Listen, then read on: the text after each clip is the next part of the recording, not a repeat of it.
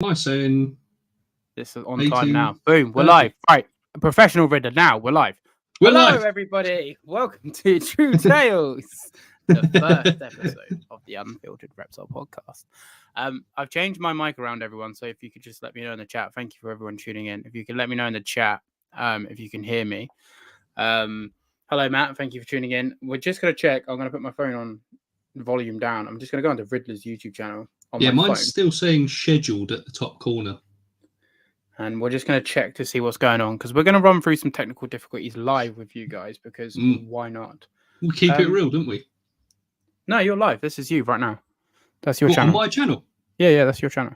Yeah, buddy. All right, sweet. So we figured out how to stream to both channels, which is ideal. But I think I have control of the stream. Yeah, that's cool. So Riddler can just sit back and be lazy. So let's see what's going on with you guys because this is wild. Gary, man. What I'm going to do, Gary, message me on Instagram. Gary. Message me on Instagram, Gary. Message me on Instagram, Gary. And I didn't mean to be passive aggressive. I was annoyed at myself, not you. I've got a little surprise for you. So just message me on Instagram, and I would need to get back to a lot of people at the minute, but I will get back to you.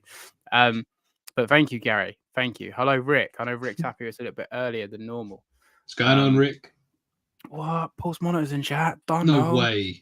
Oh, hello, Fee. How are you? Sad that she's at work. I know she's sad she's at work. But other than that, how are you, Fee? What's up, Dan? Hopefully the kids will go to bed soon and you can just hang out with the boys. Big up, Dan. And girl or girls. Where are we at? No, Matt's somewhere else. If there's any oh god, I've just zoomed in so much. If there's any random questions for myself or riddles, then just drop it in the chat now. Vivisions is here. Oh, he's from your channel because it's got the little link on it. Can you see that? Oh, and yeah, sick. And Fee's on your channel now. Oh, what a legend. Being infiltrated. That's pretty cool. Absolute. That is cool. I like that. That's pretty cool. Right. Before we get this started, there's going to be no real structure to this, but we do have a topic to talk on. But before we do, Riddler has a little game for me, and then I will have a little game for him. Get involved in the chat, and I'll have a game for him. Everyone can play along on this one. When we get over to the next episode, which will be on Riddler's channel, streamed on both platforms, but on Riddler's channel. This is pretty cool that we can combine both. Cool. Yeah. So yeah, hit me with it if you do what you got to do. All right. So do you know the funniest part about this is for me, I feel like I've been quite harsh with some of the. So what we're doing here, ladies and gents, and everyone in between, I'm going to say the scientific name to a reptile. And Paul has to tell me what that reptile is. The problem I have, right? I'm going to say this now. Yeah. You're going to butcher the name and it's going to throw me off. Possibly. Yeah, so for me, if you were to throw these names at me, the majority of them, I'd go... Are they all reptiles, yeah? They are all reptiles. They are all reptiles, I promise. So let's start. This could be an easy one. But again, you're right. I might butcher the... pronunciation. What's up, daddies? I'm not sure if that's sexual or factual because we both are fathers. It could be both. Anyway, right. So number one, we're going to go for fudge, nearly Pantherophis guttatus. Pantherophis. That's a type of gecko, isn't it? It's not. Is it as easy as it's a chameleon? No. Let me see. Pantherophis guttatus. No, I don't know it, but I recognize Pantherophis. I recognize that Latin. Is it a species I know what it is? It's a species you've had. I don't even know the Latin. Is it a snake? It is.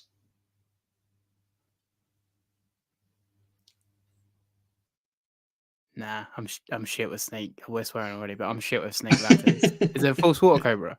It's not. It's a corn snake. Is that what a corn snake is? It is. No, I didn't snake. know. No point me pretending I don't know. I recognize it, but I would never have got that. I'm not going to try and pretend that I would. Like I say, at least you gave it an attempt because I would have gone. I don't. Norby, yeah. I don't know snakes at all. So if there's snakes on here other than like common species, as in obvious Latins, I won't get them. I've got 2 more snakes. Okay. One of which could be quite an obvious one which could be a bit more of a curveball. So the next one, Ophiophagus hanna. Okay, Ophiophagus. That is that like bull snakes? No. Is it close? No. Ophiophagus. See, weirdly, this is one that I would know. Weirdly, I don't know how. Ophiophagus. Now, this you haven't kept, unless I've missed something. Is it snake or lizard? It's a snake. Hognose. No. It's a little bit more venomous than a hognose. Is it colubrid? No. Okay, so it's an elapid. Yes. Fixed fangs. Yeah. So it's a cobra, a mamba. Yeah. It's a cobra. Yeah. Okay, I won't get it. King cobra. It is a king cobra. Okay. We got it. See, this is one that I could mess up. Carusia or Caruccia zebrata. Snake. Oh, that's a monkey tail skink. It is. Yeah. Oh my god. Yeah. Yeah, that's easy. Yeah. Gary's there like, damn, I suck. Gary, don't worry about it because if I didn't get that, Matt would be like, "Oh." It literally took me about 5 minutes to even write it on my phone. So I was going, what? Yeah. All right, good effort. Yeah. Pristorus carteri.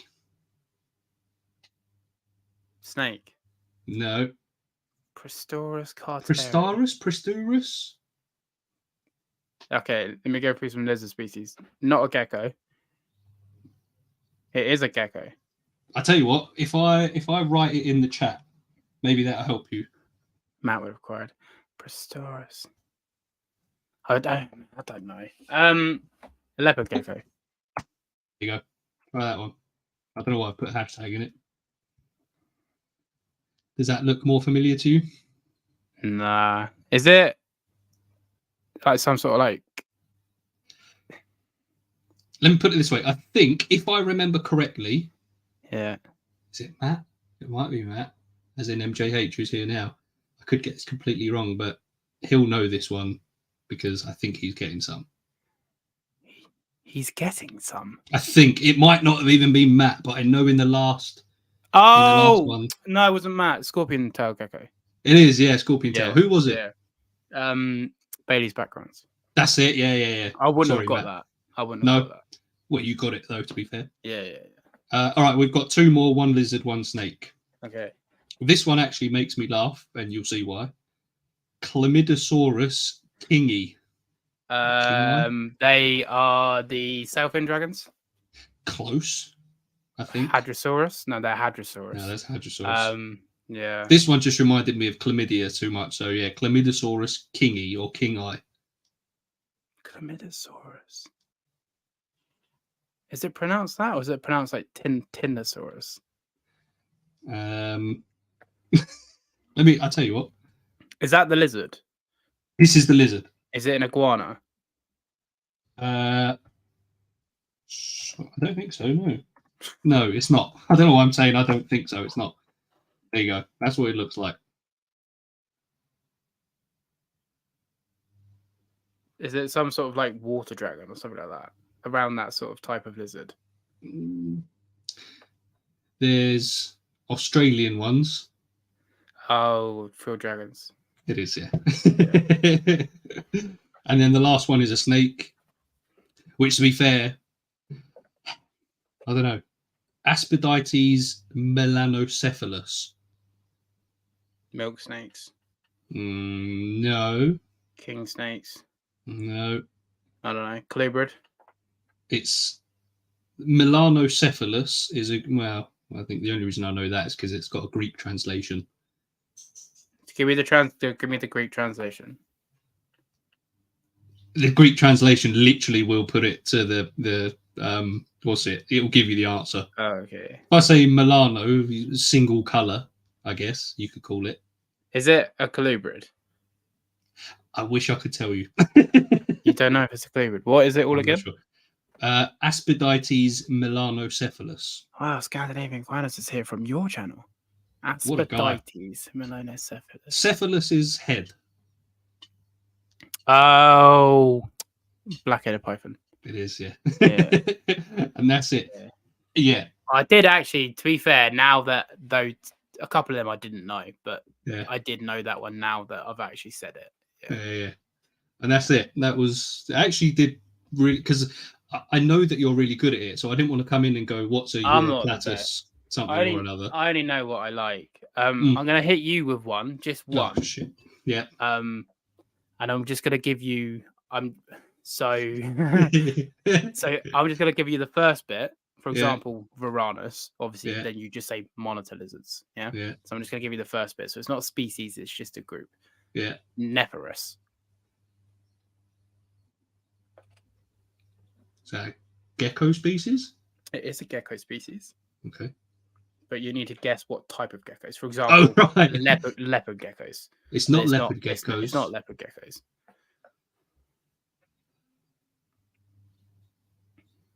Some people pronounce it Nephorus. Or Nephorus. I'm not sure on this one. I don't know. I have one. It's not the knobtail, is it? It's the knobtail, yeah. Nephorus cinctus, baby. Oh, look, Dan got it. Dan knows. Right. Well, that was our fun little game. I'll think of a fun little game for Riddler on his channel on the next episode. But anyway, this week, for the very first episode, we're going to get in deep. I quite like the idea of this as well, Riddler. If you're just, I haven't spoke to you about this yet, but considering this podcast is pretty much a private conversation that we're airing with the internet. Yeah. Because I feel like this episode, I'm going to be grilling you. Because we're going to talk, obviously, but I feel like I'm going to be grilling you. I feel like it's only fair for next time you pick a topic that might be close or personal to me that you can grill me about. If that makes sense. Even though you picked this week's topic. I did, but I feel like it's only fair. Yeah, that's fine. I'm easy. Yeah. But yeah, so this week we are going to speak. Well, I'll let Riddler basically because it was his idea, so he can let you guys know what we're going to be talking about. First things first. Hello, Amy. Join the chat. So essentially, the conversation came up between myself and Paul recently. As you all know, my pride and joy Ragnar, who is sat here next to me. Hang on. There you go. Look, she's fast asleep next to me while I do the podcast. Love her to bits. Here we go. Showcase. And then something hit home on one of Paul's podcasts as well, when he was talking about, does he love mango or does he love mangroves? So the possible opportunity may come up at some point in the future to get more roughneck monitors. But then at the same time, the opportunity has come up to possibly get the likes of an Aki monitor. And, I want a Brazilian rainbow boa and things like that. Now, at the minute, as it stands, I don't think I can do both. I don't think I can raise maybe a group or 2 or 3 more roughnecks and get those exciting new species that I can showcase on YouTube, Instagram, and keep for myself and learn more about. So the question is, do I want to be the roughneck guy or not, basically? Do I love Ragnar or do I love roughnecks is the question. That's basically my conundrum. The answer is you'll never know until you get more roughnecks, but you don't want to obviously get yourself into that position if the answer is going to be, I just love Ragnar. Because from what we've spoken about so far, really sexy UK lit. There's 2 people in this podcast. Maybe he's still typing out his message for you. It's fine. I don't care. Yeah. Cheers for having shout out to you, mate. 16 people at this time. How many? 16. Sick. Shout out to all of you. But yeah, so when you were obviously discussing on your podcast that you don't regret getting them, but you're now wondering whether it was mangroves or mango. I wondered that before I got them. I think it's very easy for people to get caught up in excitement of new species or like the idea of you have another friend. Hey, hi Tori. Cheers for joining. it's cool that you can see whose channel they come from. Yeah, that is cool. I like that. That's a good feature. But yeah, so before I got all the mangroves, I remember like the day of getting them. Mate, I guarantee you I'll read it out. Anyway, this is when he's like proper going in on like my kid or some shit. Anyway, the day I drove to get the mangroves, I remember saying to Fee, I was like, I don't think this chat can see the other. I don't think the chat can see that. Oh, okay. Or just me. I don't know. Basically, there's a little whatever. If you can't see it, you can't see it. It's all a community here. But anyway, the day I was driving to get the mangroves, I remember saying to Fee, because we were out together, I was like, is this the right decision? It's too late now, but is this the right decision? Because I'd already like planned to get them. Mm-hmm. So even then I had regrets. And then when I got them, I didn't regret it. I still don't regret it to this day, but where I'm at right now, I'd be like, imagine, because there's levels to keep them, right? Because mangoes do enclosures 6 foot tall, 6 foot wide, 4 foot deep. It's a big enclosure. For mango, it's good. Yeah. For a pair of tree monitors, it's amazing. For a group of Gillanai, it's out of this fucking world. So I probably shouldn't swear because it's early, but it's out of this world. So there are levels to keeping, and for some reason, us keepers, myself included, don't put animals in humongous enclosures. We just stockpile and buy loads. So like, if you were to get these roughnecks, like really seriously, where are they going? That's the problem. Because it's all well and good saying, all right, early doors, I could put some some babies in a 4x2x2 or a 6x2x2.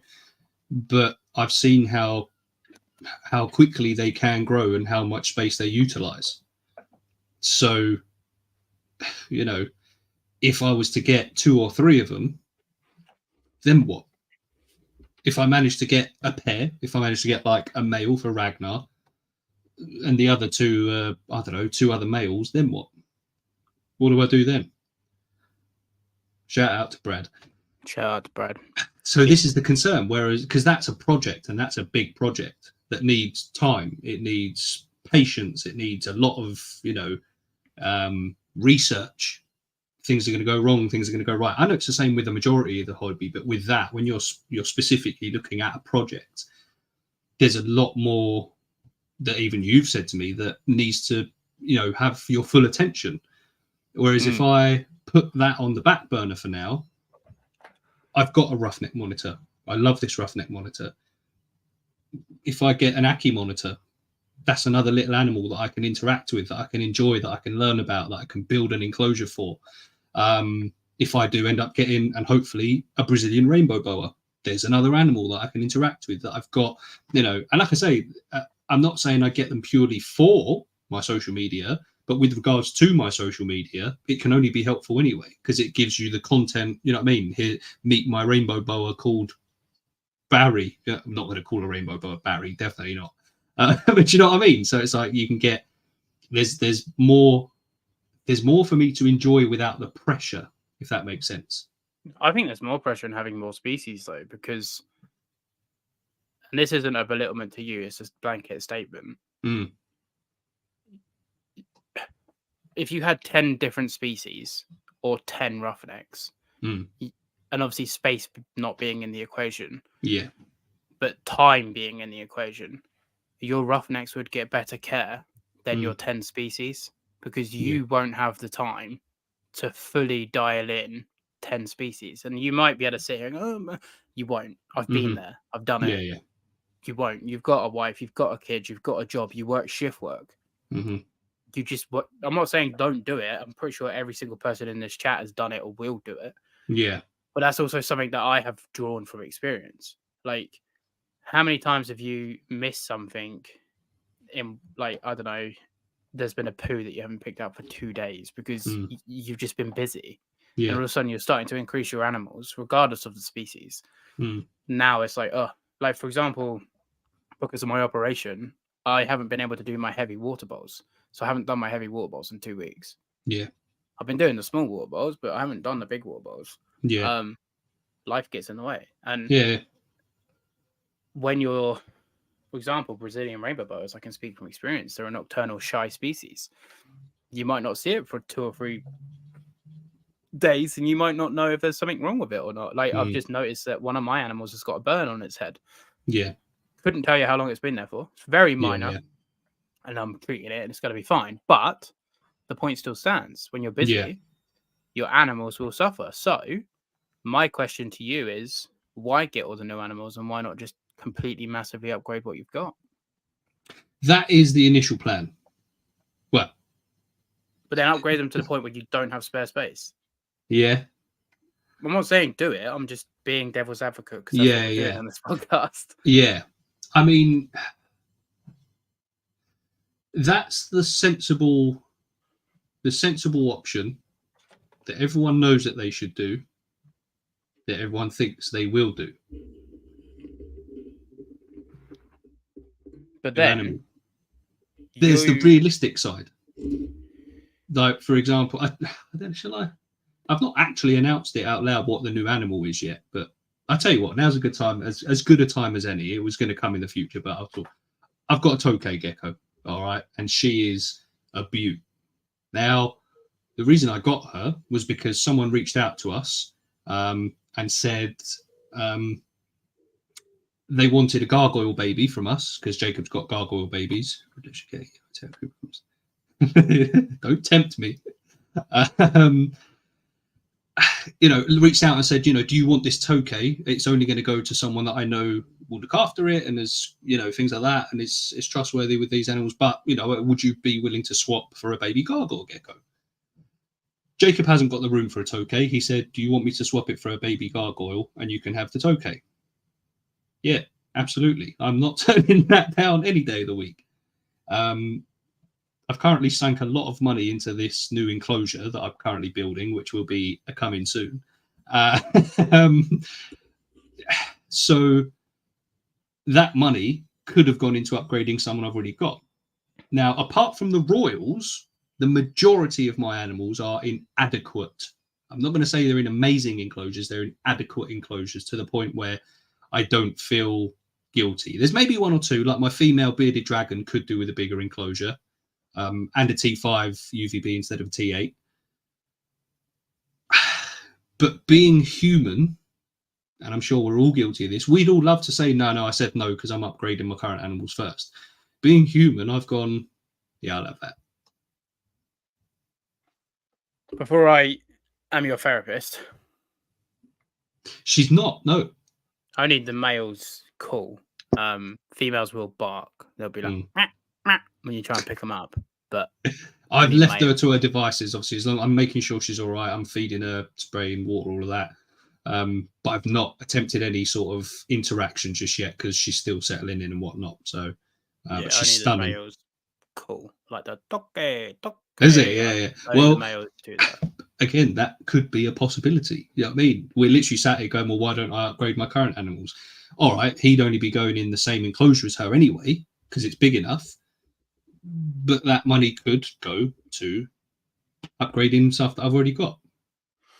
So, right, you're saying you're going to upgrade everyone first, but then you're still going to have space for an Aki. You're still going to have space for a Brazilian rainbow boa. A Brazilian rainbow boa is a big snake. That's 6 foot, 7 foot snake. Yeah. So why not upgrade your animals to the point where you have no space? In my opinion, it means you haven't got the right animals. That's how I feel. I'm not. As well as everybody in this chat knows, my brain's messed up. But that is how I feel personally, and that is my opinion. So I'm posing that to you. Well, for those who don't know, I am currently trying to move on some royals. As we all know, I made the mistake. I got a load of them. I stuck them in a rack. I'm the best reptile keeper ever. I'm going to breed royals, and I'm going to be rich off of it. Do you know what I mean? I was blinded by it. I made it. But Serenity was going on. Obviously, reality came crashing down. I realised, wow, I'm being a dickhead here because I'm keeping snakes in a rack. That's shitty. As you've seen, the problem now is moving on these snakes. No one wants them. I've got 2 possibly going soon, but again, there's nothing set in stone. There's nothing until they're gone and paid for. They're mine. And that's the difficult thing. Like, I've got room to upgrade those that I want to keep, but I need the room, if that makes sense. I need the room first to upgrade those who I do have and then take it from there. But again, the problem is when you're here on a podcast and people are there going, I've got a spare 4x2x2 for you to have for free if you want it. You can bet your... Isn't one of your bearded dragons in a 4x18x18? Yeah. Then why not put your bearded dragon in a 4x2x2?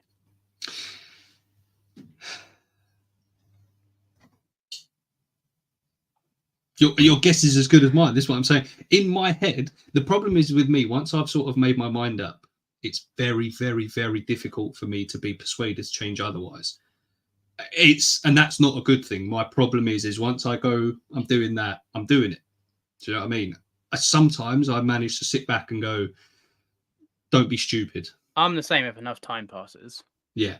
That's what I need. I need time to pass. Whereas if it happens and there's nothing in the way, I'm doing that. You know what I mean? It's getting done there and then. So if I get a spare 4x2x2 and then someone that I know is going to send me an Aki, you can bet your bottom dollar that's what I'm doing. Right, Ben?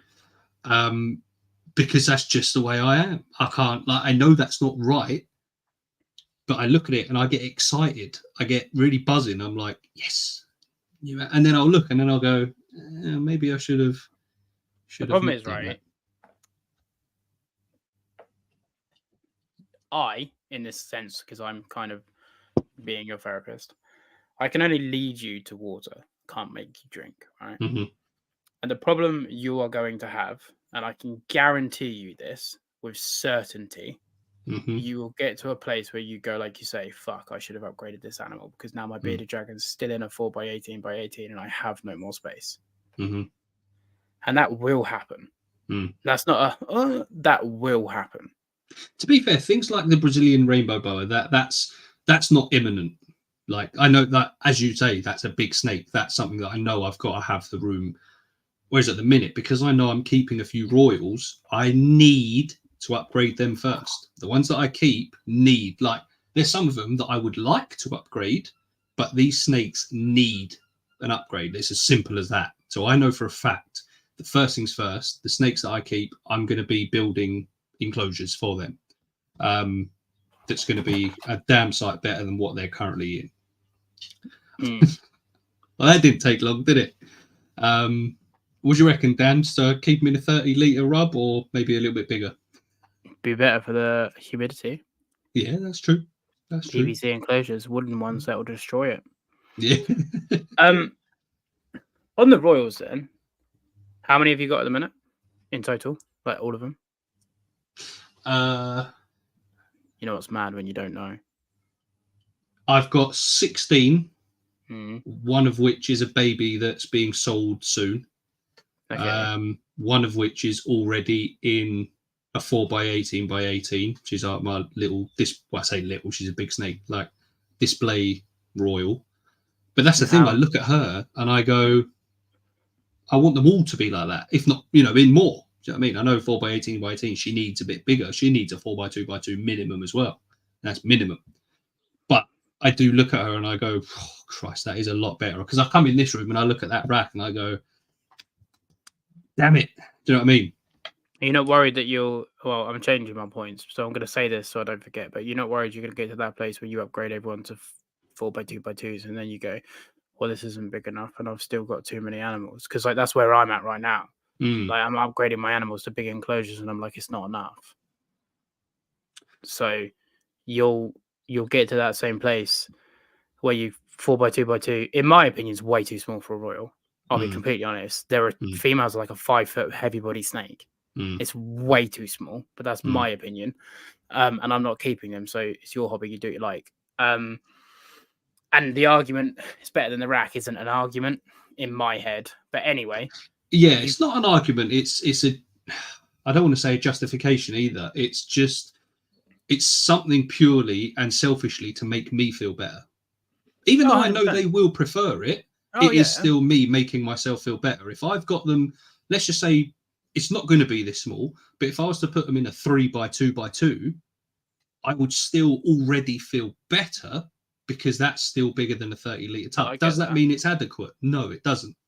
I get that, but what I'm saying is, how many royals are you planning on keeping?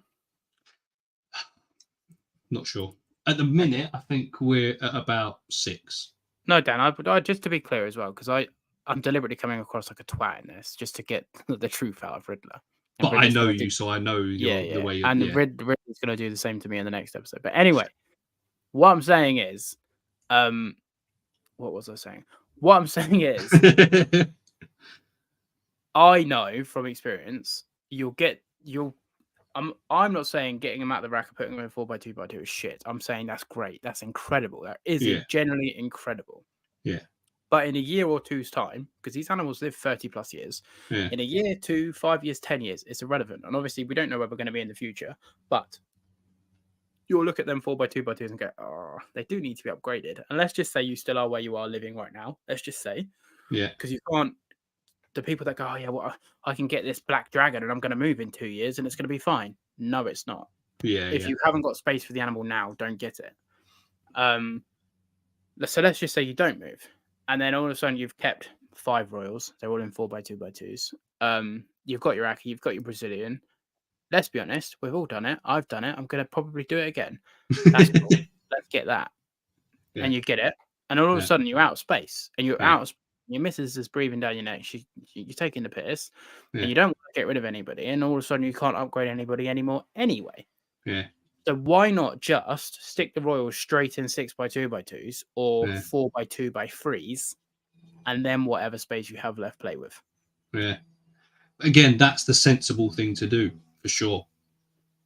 But what's in your head right now that you're upgrading your royals, or you're getting a Brazilian rainbow bow and an Aki? What's in your head more important? You can't have. What's more important? I know what's more important. The more important thing is to upgrade these royals. That's not what I'm asking, though. In your head, what's more important? No, in my head, that is more important to upgrade them. But then sometimes the problem with me is I go, no, I know that's what's going to get done. However, I'm not going to be upgraded. That space there is still going to be free anyway, because that's not where I'm building enclosures for the royals. So that's a spare space. It probably isn't.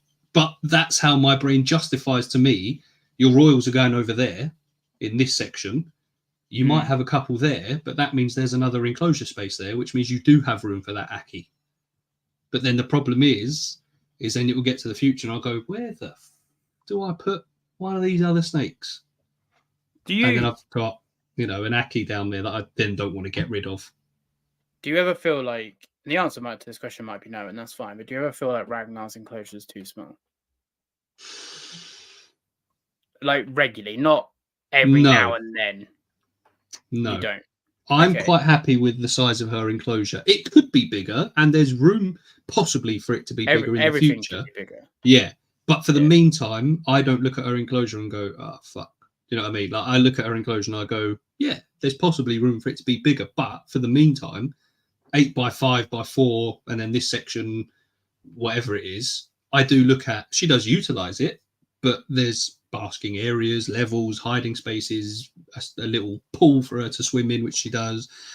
I don't mind. I'm fairly happy with her enclosure size, especially seeing as she is female and is staying a little bit smaller anyway. So she is about the same size as Mango, about 28, 29 inches, yeah? I think she's nearing 3 foot, yeah. Yeah, so 3 foot's 36 inches. So she's 36 inches, the enclosure's 8 foot long. Yeah. So let's say she's maximum 36 inches. The enclosure is over double her length. Yeah. Mm-hmm. My male Aki is 22 inches long. Mm-hmm. A 4x2x2 is 24 by 48. So if you think of the size of an Aki in the usable space and a size of a roughneck in the usable space, Ragnar has like tenfold. So would you be all right with that? Because an Aki is all monitor. I do the same. My Akis are in a 6x2x2, and Mango is 28 inches. Obviously, she's a lot girthier than my Akis, but my male Aki is 22 inches long. Big boy. He's a very big boy. Yeah, but he's in a 6x2x2. So I am doing what I'm saying to you now, but I'm just saying, is that something that you've thought about? And the fact that you're going to have a mini Ragnar, Mm. but then effectively in the rack because space-wise. Yeah. See what I mean? See, this is why I messaged you the other day and I said, realistically, is a 4x2x2 big enough for an adult Aki? Now, the answer to that is obviously a case of if you utilize the space and you've got levels and climbable And walls, you're okay with it. and you're okay with it. Yeah. Weirdly for me, and I know you've said this to me, Paul, this is how echo chambers are formed, but sometimes for me it's like, well, if you're happy with it, I'd be happy with it, because I'm like, you know your stuff better than I do. So if Paul the monitor man says to me, yes, you can do that, what did I say to you though? I said, me being me, no. Yeah, literally. But my brain went, I listened to everything on after the but. And then you said, yeah, it should be all right. And I'm there going, no. Yeah. Go 3 foot tall minimum if you can. But if it's a female and you utilize the space, it can work. Yeah. It's what I said. It is. And in my head, You've already gone. Paul said it's great. 4x2x2 through everybody. In my head, in my head, you went, yeah, mate. And I've gone, lovely. Don't you slander my name, Riddler. That's on me. Like, it is. It's fully on me. Like, I am guilty of hearing what I want to hear. And it's got me in trouble already. You know what I mean? I heard someone say that snakes love it in a rack. I've now got 16 of the bastards. I love them. Thing is, like, let's just say long term. And when I say long term, I'm talking 3 years, because Benzaki now hitting a growth spurt. They hit growth spurts. They grow fast at a certain age. And you feel guilty that it's in a 4x2x2. In the house you're in now, could you give it a 6x2x2?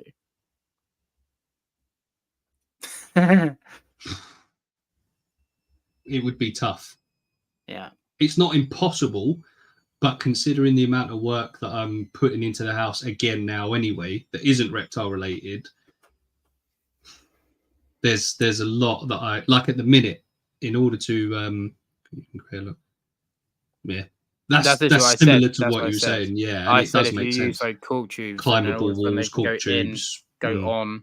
Yeah, so 3-dimensional. A 6x2x2, a 6x4x4 that's empty. Yes, there's more floor space. Isn't better than a fully decorative, usable 4x2x2. I hate 2 foot tall enclosures for all species. I hate it. I think it's too small because the lights are inside the enclosure, so you lose that space. So you're better off just going for a 4x2x3, and then you have a 4x2x2 of usable space. Plus, they can go a little bit taller. That's why I like, other than my Akis, which are on a 6x2x2, which will be being upgraded to a 6x3x3 at some point. I don't know when, but they will be. All of my animals, just trying to think, other than obviously my tiny little gecko and my babies, all of my animals are in a minimum of 3 foot tall, and I just think it's so much more better. But you already hit the nail on the head. They'll be upgraded at some point. At some point, and the problem for me is it will be upgraded at some point. But you don't. It's another justification. I have it. Yeah, that's for me, it's the justification of if I get it in something smaller for now, it will get upgraded at some point. That could be in 6 months. That could be in 6 years. I think that's a bad mentality to have for an animal you don't have. It is. And I fully know that. That's the problem. But being open and what's the word you used for it before? Vulnerable, I will fully admit that I do still go, but I want it. Which is really, it's awful, but I go, but I want it. I mean, yeah, me too. And I'm sure a lot of people do. You know, I'm sure there's people watching it now going, yeah, I do that as well, to be fair. It's true. I look at it and I go, I could just squeeze it down there and there's room and, you know, like, for example, shout out to Jacob. He's probably not watching this. Fake fan. His 4x2x2 became available, I guess you could call it. Obviously, I'm there going, Paul's got Akis, get an Aki. Or... get us, do you know what I mean? I'm there saying to him, get this, get that, get a female Euromastix, or a male, I can't remember, get this, get that. And he went, oh yeah, could do. And then he went, oh, I might upgrade my corn snake. And they're going, oh yeah, I didn't even think of that. And I'm like, oh yeah. And that's what he did. Now, then obviously what he did after that was he went, all right, but now I've got a spare 3-foot enclosure. Fair enough. You know what I mean? So there's still that, don't worry, Ben, I've just seen your comment. Do you want to whack up? He hasn't blocked you. Essentially, because people are watching on 2 different channels, you're watching on Paul's, you can only see his live chat, and whoever's watching from my channel can only see the live chat there. So don't worry, Brad hasn't blocked you. You need Sango and Azina. Look, I need them all. Space. Get out of his head. He doesn't have the space. I need all of the animals. I need one of each. If not, I don't know what you're keen for. I'm assuming the 4x2x2. That was Mr. If Matt just takes it away, then it takes away everything. They're done. Sorted. Well, the problem is someone else offered me a 4x2. Visions offered me a 4x2x2 for free as well. This is what I'm saying. When you become celebrity, is this what happened? Sorry, just cut you short. So you can't see. Sophie can't see this, right? I thought they couldn't see the little logo. No, they can't see the comments at all. So in my live chat on my stream, you've probably got Brad. I don't know. Yeah. Okay, no, I'm back on board. Yeah. So even though me and you can see everyone's, yeah, I'm back on board. That makes sense. Which makes it a bit more difficult, to be fair. Okay, no, that makes sense. Which is good that you bring it up on the screen, because that way everyone can see it. Okay, they can't see the other side. We don't want to see the other side. It's like the Lion King meme. Come to Everything this side. the light touches, Simba. Anyway. Change your plan, it will cost you 500. All right, I'm out. That does include Matt, the Yaki, though. I've offered you a couple of royals, mate. If you want to trade me for a couple of royals, I can give them to you with the rubs as well. I forgot what your point was. The point was, okay. Oh yeah, we've gone on a tangent there, haven't we? Yeah, ADHD. I was gonna make a point. Yeah, it will get upgraded one day. No, back to Jacob. Oh yeah. So he's upgraded his core into 4x2, and now he's got an empty 3x2x2 or whatever it is. So have you upgraded any of your animals into a substantially bigger Viv? Like, you haven't since I've known you, have you? Or am I wrong? The Royal went from a rack to a 4x18x18. Okay, so be honest with me now. Was that Royal that you already had being upgraded from a rack to a bigger Viv better than getting the new Tokay? There are different feelings, but they are a different feeling. Do you know what? Putting the Royal in a bigger Viv, whilst I was letting her go into that Viv and she was crawling in and go, it was like a weight was being lifted off my shoulders. Now I've got another 15 weights on my shoulders currently, but to see her go in there, she found herself a little place to hide in. I came back later that night and she'd come out and she'd gone to the cooler side and things like that. I was there going, that's sick. But I love this. This is sick. So that makes you feel better, I guess, ethically, morally, if you want to call it that. Whereas getting the new Tokay is more of a buzz of excitement. That's it. So That's it. It's a buzz. But that's it. It goes away. Yeah, I mean, obviously, I'm upgrading her to a bigger enclosure as well, but she's in a sort of adequate size anyway. It could be bigger, but it's not horrendous. Like the lady that I swapped for the gargoyle, she was going to upgrade what the Tokay size anyway. is it? It's an Exoterra. It's a 45 tool or 60 tool. What's the standard like cresty sizes? I can't remember. Is that 45, 60? Yeah. Okay, so this one's a 60, 45, 60, I think. Does that make sense? Okay. Yeah, so it's as long as it is tall, but not as deep. Does that make sense? Yeah, all Exoterras are 45 deep. Yeah. So other it's than the ones that are 20, 20, 30, but they're 60 wide, 60 tall. Yeah. So this is my point, though, right? As I said about me getting the mangroves, and all of a sudden they're part of the furniture. When you get a new animal, that feeling subsides. It's the hedonic treadmill. We chase dopamine hits. Eventually, the new car, the new job, the new animal dips back down eventually. So your brain is trained to go, no, I need a new animal. I need a new animal. retrain it to go, I need to upgrade. And then Yeah. they'll last for longer. I'm not saying don't get new animals. Oh, I'm yeah, just yeah. saying, Prioritize the ones I've instead currently of got. putting a royal in a 4x18x18, put it in a 6x2x2. Mm. Or be honest with me, do you go, it's too big? Obviously, there's no too big, but there is a limit. For example, I probably wouldn't put Gillenai in Mango's enclosure. Yeah. They'd love it, but because I have a certain amount of space, I would rather put tree motors. I personally would be happy with a royal in a 4x2x2. As long as I'm given the climbing opportunities, a sky hide, logs, cork bark, things to hide in, and things like that, I wouldn't be upset with a royal in a 4x2x2. Now, is that because of what I currently keep them in, or is that genuinely because I think that's the right amount of space or an adequate amount of space? I'm not sure. But as it stands, I wouldn't be upset. Like I say, I still see the one in the 4x18x18, and I go, I really wouldn't mind you being in a bigger enclosure. But I still look at her and go, but sometimes I see you in this corner. Sometimes I see you over here. Sometimes I see you climbing. And it makes me feel good. Do you know what I mean? And I want that for everyone else. Obviously, I have to be realistic with the space that I've got. Now, it's either sell the majority of them and build bigger enclosures, or keep the ones that I do want to keep. And just, they might have to have slightly smaller, like a 4x2x2 instead of a 6x2x2. I love the buzz/dopamine hit of new animals, but I get a steady, lifelong happiness from having animals in a nice enclosure. And if anyone knows about nice enclosures, that man there. Brad's Bioactive Builds for the win. Brad's Bioactive Builds. Yeah. So what I'm going to say, hang on, there's more. I just went on an upgrading spree.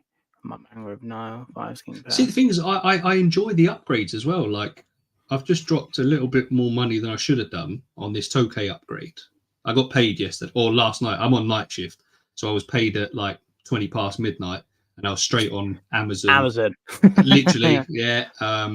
Perspex cut to size because I'm upgrading that enclosure and blah, blah, blah. So I dropped all of that money and I went, shit. But the vision that I've got for it, like I was even talking to Brad, I was like, I've seen that ventilation system you've got going on. I've ordered a little fan. I'm doing that as well. I'm going balls to the wall as deep into this thing as I can. This one is going to get me buzzed, hopefully. I agree, Gary. I fully agree.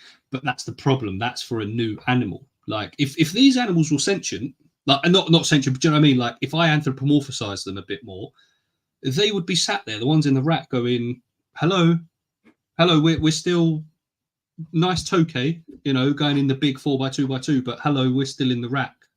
What about us? Do you see what I'm saying? I know exactly what you're saying, yeah.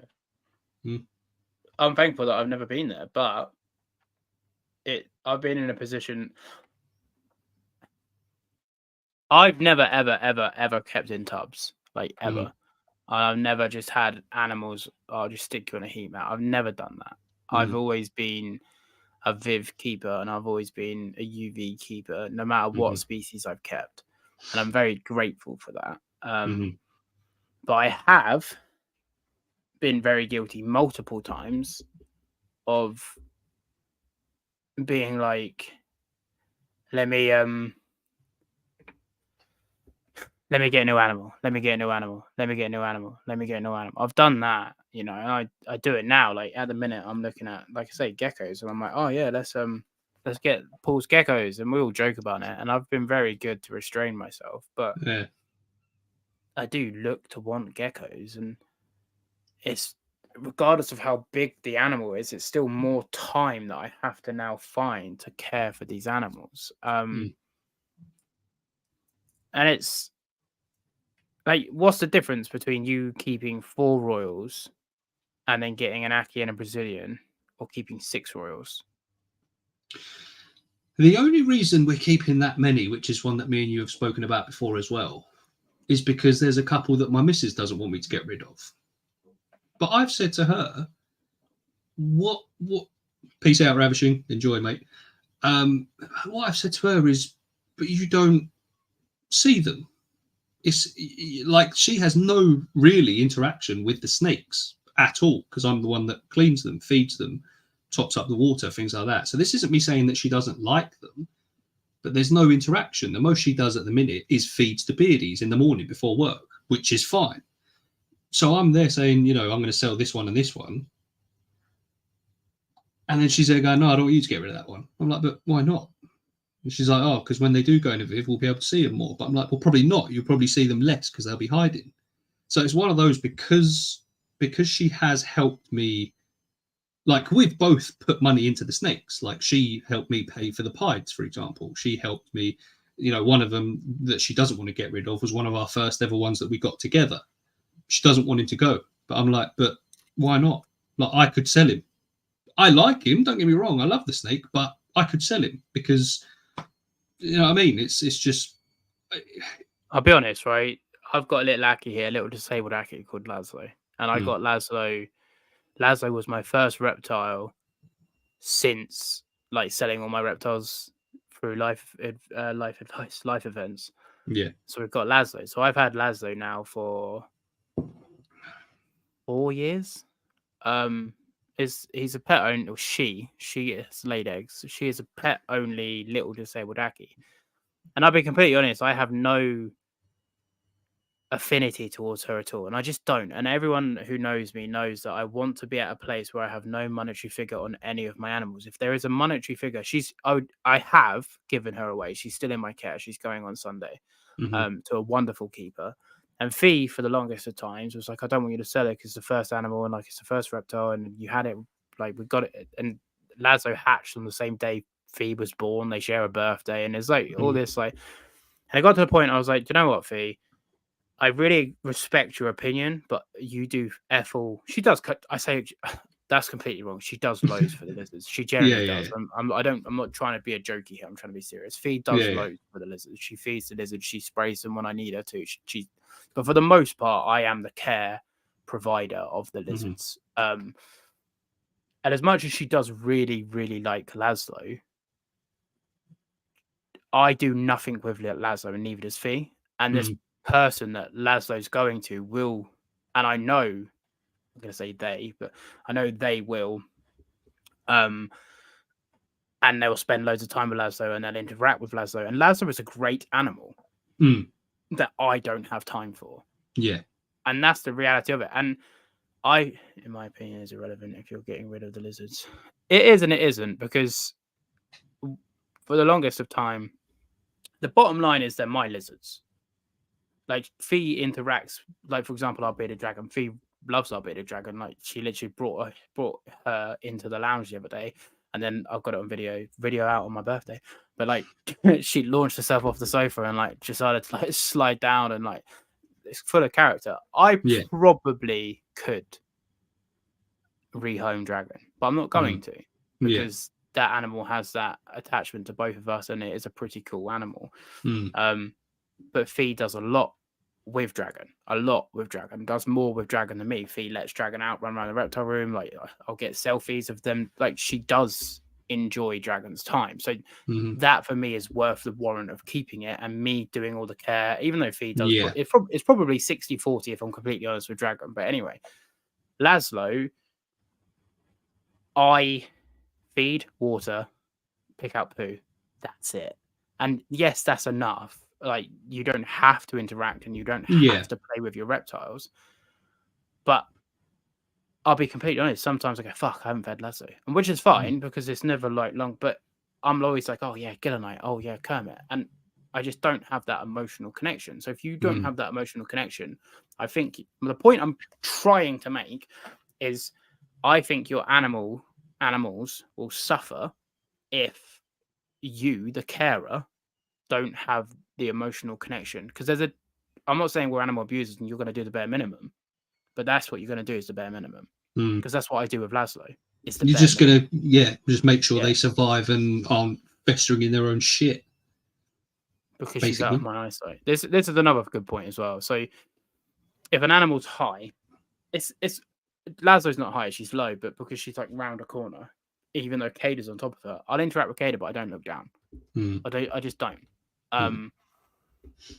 And that's the truth of the matter. See, that's the thing for me. It's like I've got obviously reptiles in the reptile room.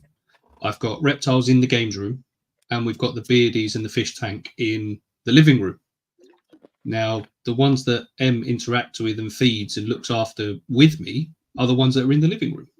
She has no need to go in the games room. She has no need to come into the reptile room apart from to get to the utility room. That's it. So it's one of those. I think it would be easier if it was just me that had bought every single snake. I'd probably go, I get that, but I'm going to sell it because this and that. The problem is there's a couple that definitely aren't going for sure. One was my first snake that M bought me for my birthday. I bought her a snake because she fell in love with it. But there's a couple that we bought together that I'm like, yeah, but the money's irrelevant. Like, yeah, for example, like Cada, my green tree monitor, Fee brought Cada. Admittedly, Cada's going nowhere. But if it got to the point, which I hope it really never does, but if it got to the point where I was like, you know what, I'm not doing anything with this lizard, she's got to go. I had all of a sudden there's that monetary figure there to my head. Yeah. That's not for me. Yeah. It's irrelevant if Fee paid for it or not, because the animal deserves better. And if you're just going to bring money, but she paid for it, well, did you care for it then? And that's not me being a dickhead to your missus at all. Yeah. I'm just saying, like, care for it then. Yeah. Because at the end of the day, the animal's been brought, the money's done, the money's spent, but now this animal needs to be cared for. And if you're the care provider, it's your animal. That's how I see things. Because the only ones suffering are the animals. Because if you're going to upgrade 4 royals, 2 of which you're going to interact with all the time, 2 of which you're going to do fuck all with, then just sell them or give them away. Because it's not fair on the animal. And regardless of anything else, like, I guarantee you, I could be completely wrong. Obviously, you know that I've never met your missus. Within 3 months of selling the animals, she won't go, the snakes are gone. It'd be it. It'd be gone. It'd be out of her head. I could be wrong. A couple of times, Fee has brought up animals that I have moved on, and it makes me feel very guilty. That lasts about a day, and then we don't talk about it for 6 months. So it does happen. And like I say, I don't know your missus, so I could be completely wrong, and I might be doing her injustice. And I'm not trying to do that. Yeah, of course.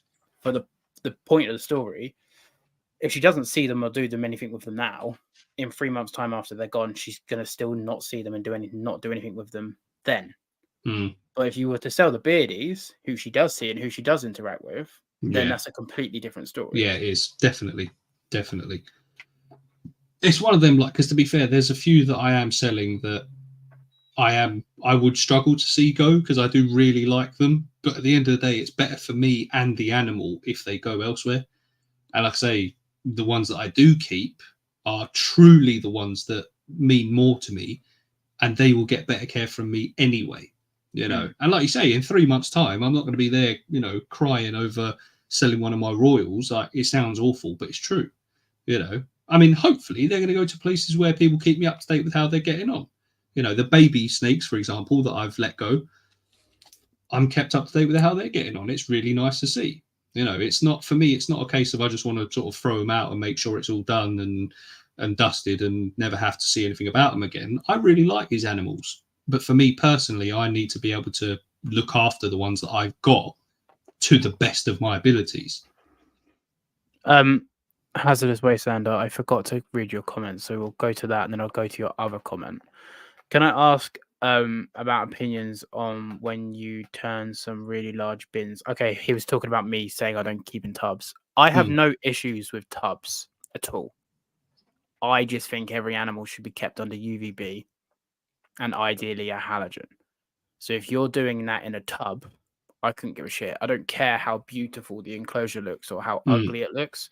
I just personally think UVB and a halogen should be offered to animals, reptiles, is what I believe. So that's why when I say tubs, I don't care what the enclosure's made out of. Kind of part of the reason I'm giving up my Ackies. I love them, but I do the bare minimum for them since they aren't my emotional type. But that's what I say. It happens. Like, for me, like I say, the other day you were like something like 10 million for mango or whatever. Yeah. And I genuinely would not entertain it. I'd say no. Genuinely. Like, would you sell, be truthful with me, would you sell Aya for 10 million. But be honest. Don't bullshit me. It's the It's a Unfiltered Reptile very, Podcast. very, very tough one. Very, very tough one. But The 10 fact you have to million think pounds. about it, Yeah. honestly, disgusts me. I'll be 100% honest with you. That disgusts me. I adore that dog and everything about her. But what's the 10 million gonna get you? But this is the thing. The problem with me is I feel as though money is the answer to all of my problems, which is horse shit. But for me, if I have unlimited money that's not going to run out, which 10 million, you'd be hard pressed to mess that up, I'd never have a single worry ever again. That's bollocks. You'd have a worry. You'd have 10 million pounds in your bank, but you gave up your dog for 10 million. I'm not saying I would. Yeah. I'm not saying I would, but I would think about it. I literally call it Aya too. Riddler, you're cancelled for that. No. The fact you even have, mate, unfiltered. That disgusts me. Unfiltered, but that generally I don't think I would, but I will be lying. I'll tell you how many you can buy. You can't buy Aya. But that's the thing. That's why I don't think I could do it. I don't think I could do it. But I would be lying if I said to you that I wouldn't consider it, because 10 million pounds is a disgusting amount of money. Doesn't even cross my mind. Even cross my mind. Like I say, I'll admit I don't think I would, but I would also admit that I would have to think about it. Okay, deal. Sold. What, 250 quid or 250 million? 250 quid. Sold. Like I say, mate, we also had 26 people listening to that rant then. 250 million. I would not sell Mango. There is not enough money on the planet. I would not sell Mango. See, every other reptile in my room. That's a quarter of $1 billion. What is that going to buy me, Riddler? Anything. It's not going to buy me anything. Mango. It's not going to buy you Mango, but I it want will Mango, buy you. and I have Mango, so I don't need the money. Yeah. I get that. Money. Do you know what? And this is why I'm enjoying this, because you've got both sides of the coin. For me, I will. Stop, Tree. You've come in at a good time. Boom. Boom. Bam. Bam. Bam. Bam. I do look at money, and I go, but that's it. I'm sorted for life. A quarter of $1 billion. I hate my job to the point where I think about killing myself. There goes my monetization every day, all day. But I would not sell Mango for any money in on this planet. She is so connected to me. She's not. She's invaluable, mate. I think I'd rather sell my child over selling Mango. I'm not doing it. Fee would give Mango away 100% tomorrow. Oh, Tory. I think that's probably why I want to keep Mango so much. But again, I'm not going to lie to you. I would consider it. Would I? Probably not. I don't think I would, because I mean, just look how cute this little lizard is having a little sleepy. So when she's not trying to kill me, look at her. However, if someone came up to me and said, I will transfer you £100 million for that lizard, the thought would cross my mind. You going yes or no though? 100 million.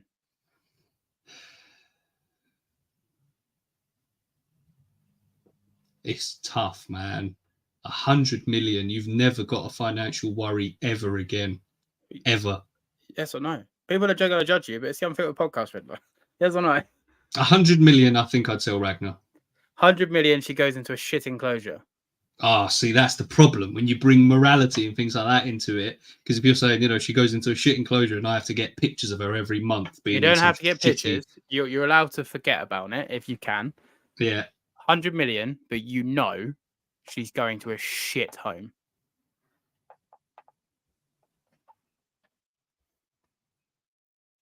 I'm just looking at her sleeping now, and I'm like, I'm sorry, Ragnar, I don't think I can do it. I'm like, but you're being sold, lizard.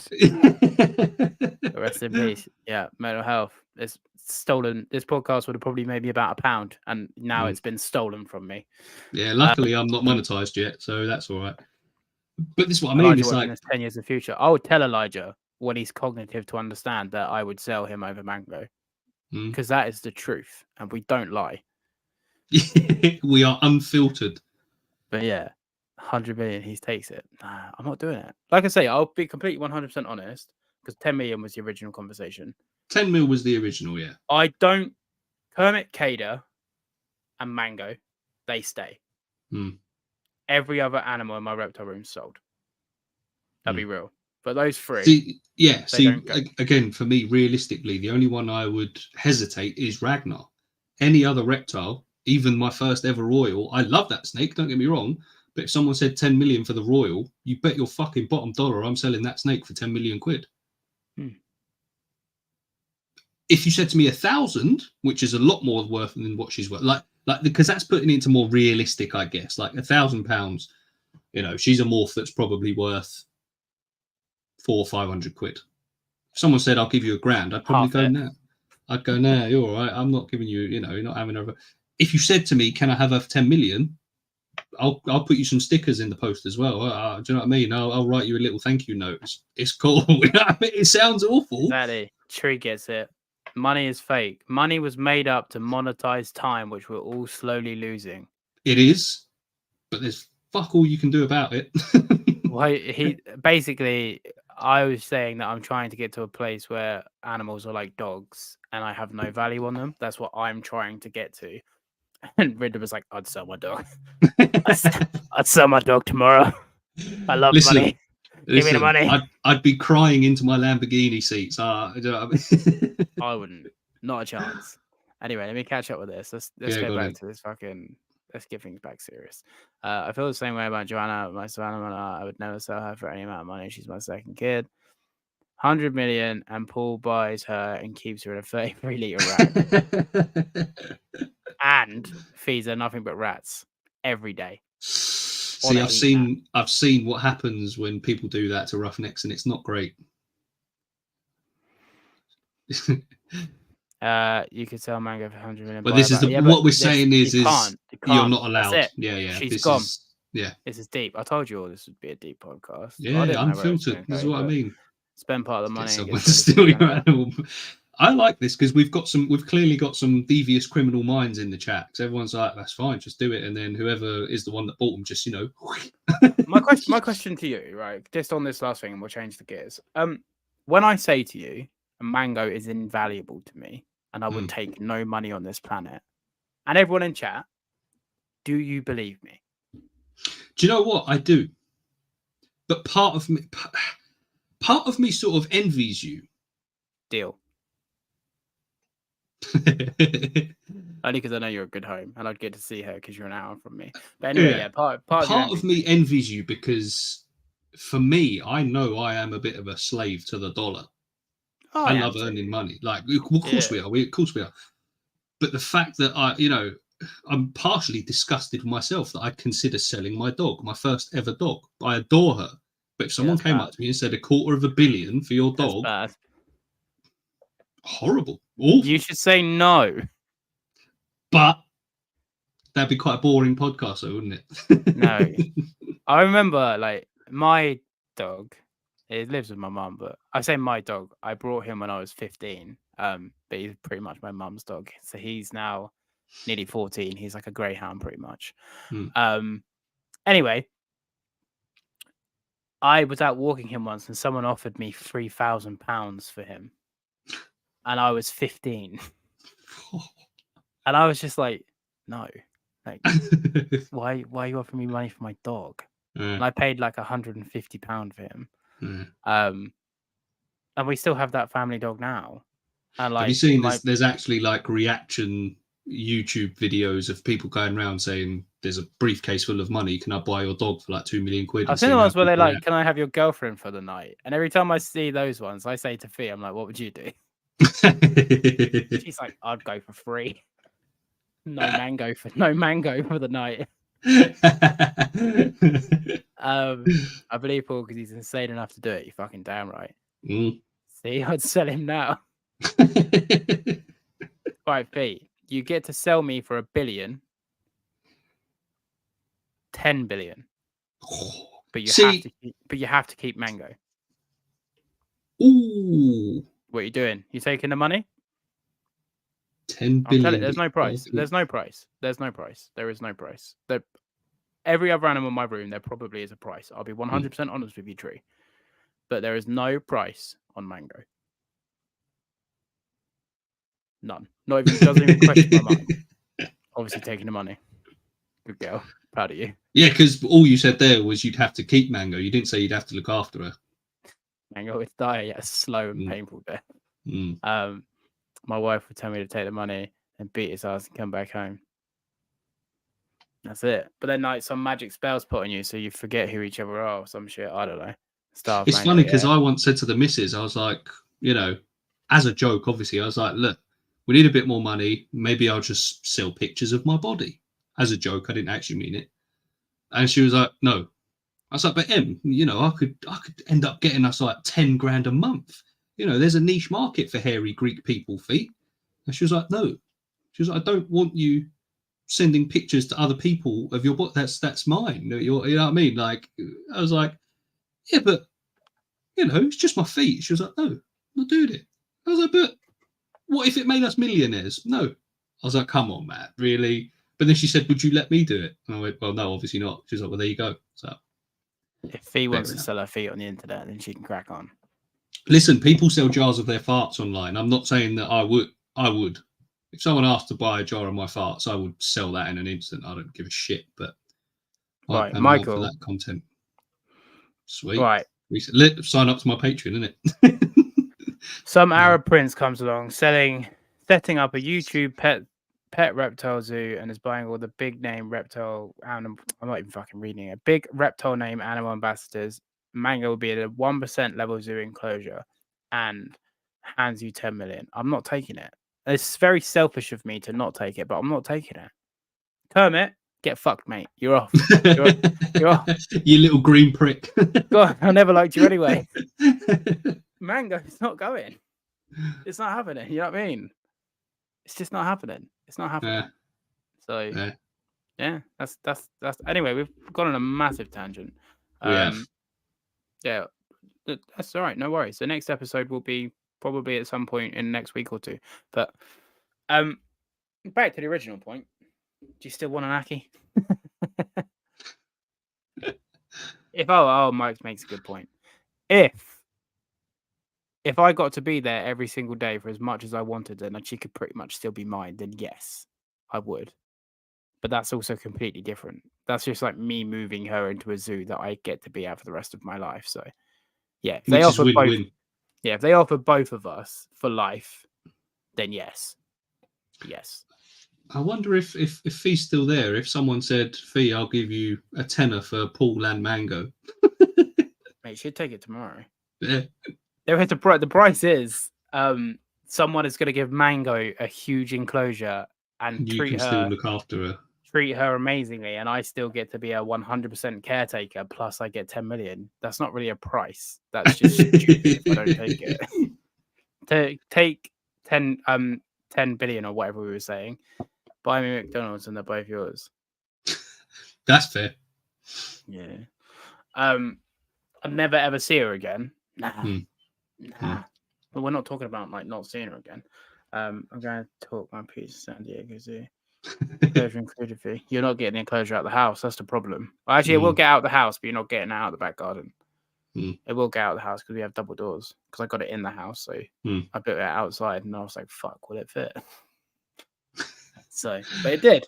But yeah, back to our original point then, which is, do I go for 2 or 3 roughnecks, become Riddler's roughnecks, concentrate on them? Possibly Riddler's racked roughnecks, yeah. Concentrate on that. Be the roughneck man. Or do I enjoy keeping loads of different species?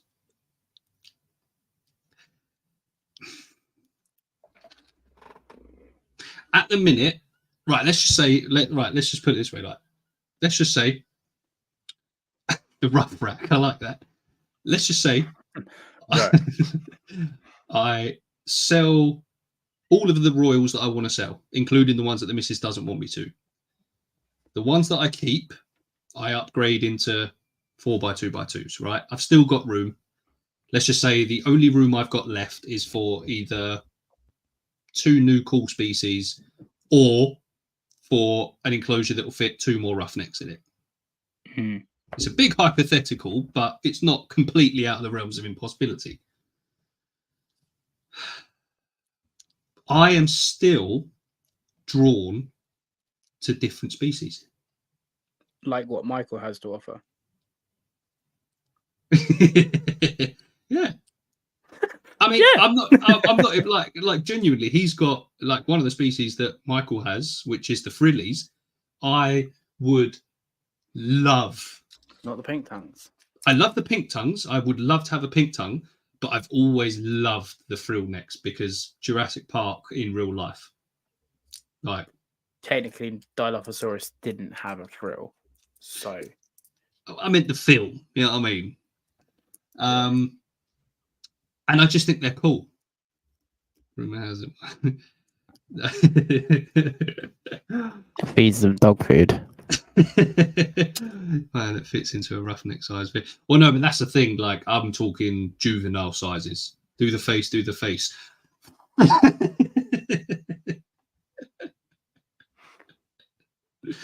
don't know why I did it again, but it is what it is. It's already there. It's already out. It is already there, so it's fine. Like the video. Yeah, like the video for me making a fool of myself. But that's the thing as well. Like, Michael does sort of make a good point in roughneck-sized vivs. Now, whatever juveniles I get, if I only keep one, yeah, could possibly go in with Ragnar in this area. You always need 2 enclosures. You always need 2 enclosures as well. That's the thing. Or I keep a species by itself in an enclosure that's an adequate size that I don't need to mess around with. This is more looking at what's easier.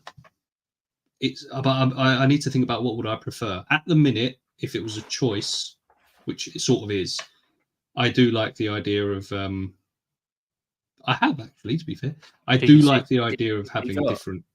What's that? Did you see what he got? Oh no, I haven't. I must have missed that. When did he? Has he put something in recently? Earlier today. Oh, I've not seen it today. I told him to give you one. But now you haven't seen it, you can get fucked. Anyway, am I allowed to look right now? Yeah, you can look right now. Don't show the camera though. No, I won't. No. Yeah, you can look. Kind of need a wee. But I think I can hold it for a little bit. It's the first podcast I've ever done where I actually need the toilet. Ooh. What am I gonna say? Oh yeah, you know, with the Royals. Yeah. I told him to give you one. Would you say no? If he offered it to you for free, would you say no? No, I wouldn't say no. But this is what I'm saying, huh? Paul, it's free. I haven't got to spend any money on it, and that means I gain money. I mean, an animal. Stonks, mate. So less hypothetical, but it might be the reality. Yes. How long you had the Royals for?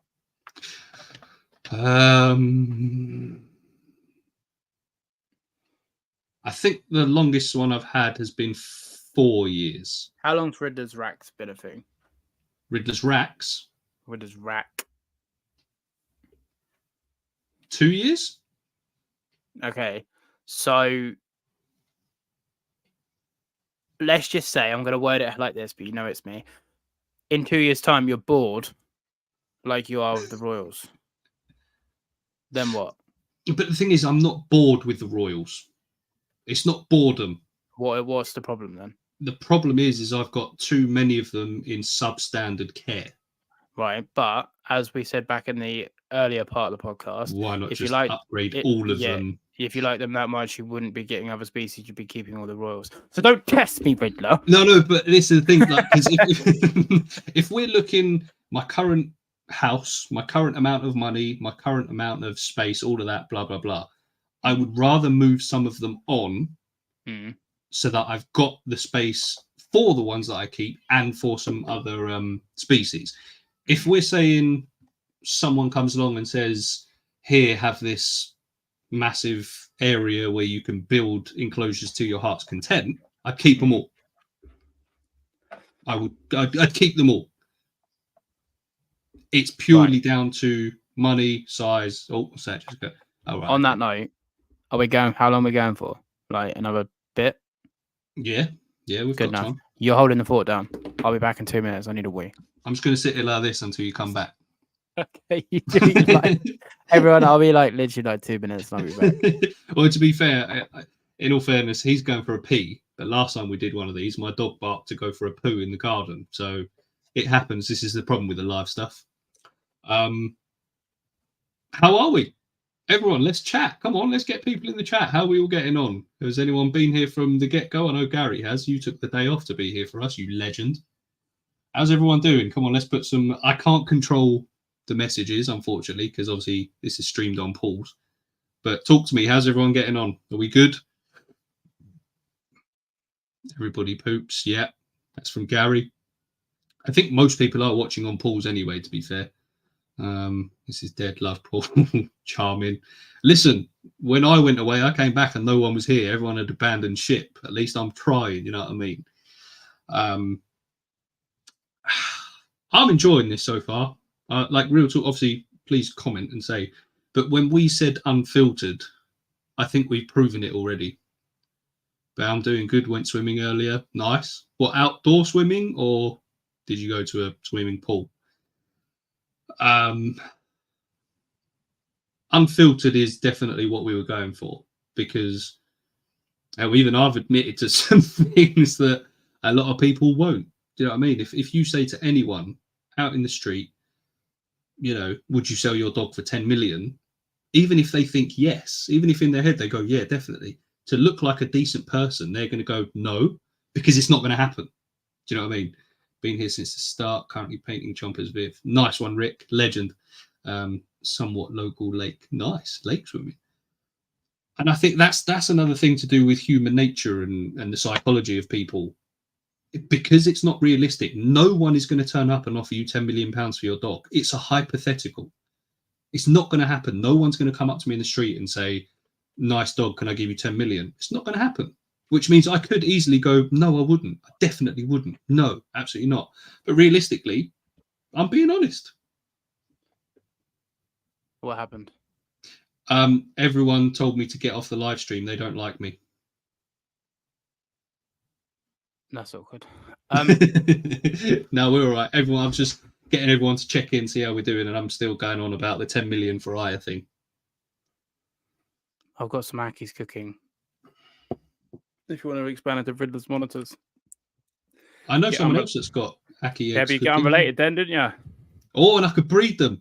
I could make money. Well, not much. To any. Can I keep Akis in a rack? Yeah. Yeah, sweet. Bro, anytime. Gary, that's a good shout. The fake fan.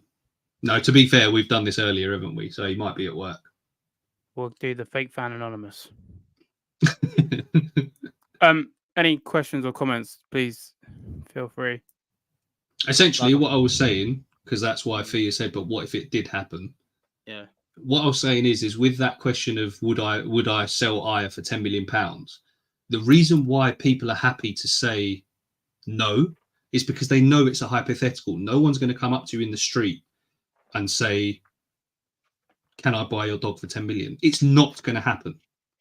So people are happy to go no, but in most people's heads, they're probably there going, yeah, dog would be gone. Dog would be gone for 10 million. And not everyone, but a lot of people would be like 10 million, dog's gone. But because it's not going to happen, I can basically say no and look like the hero. Do you know what I mean? Some people, I'm not saying this is you.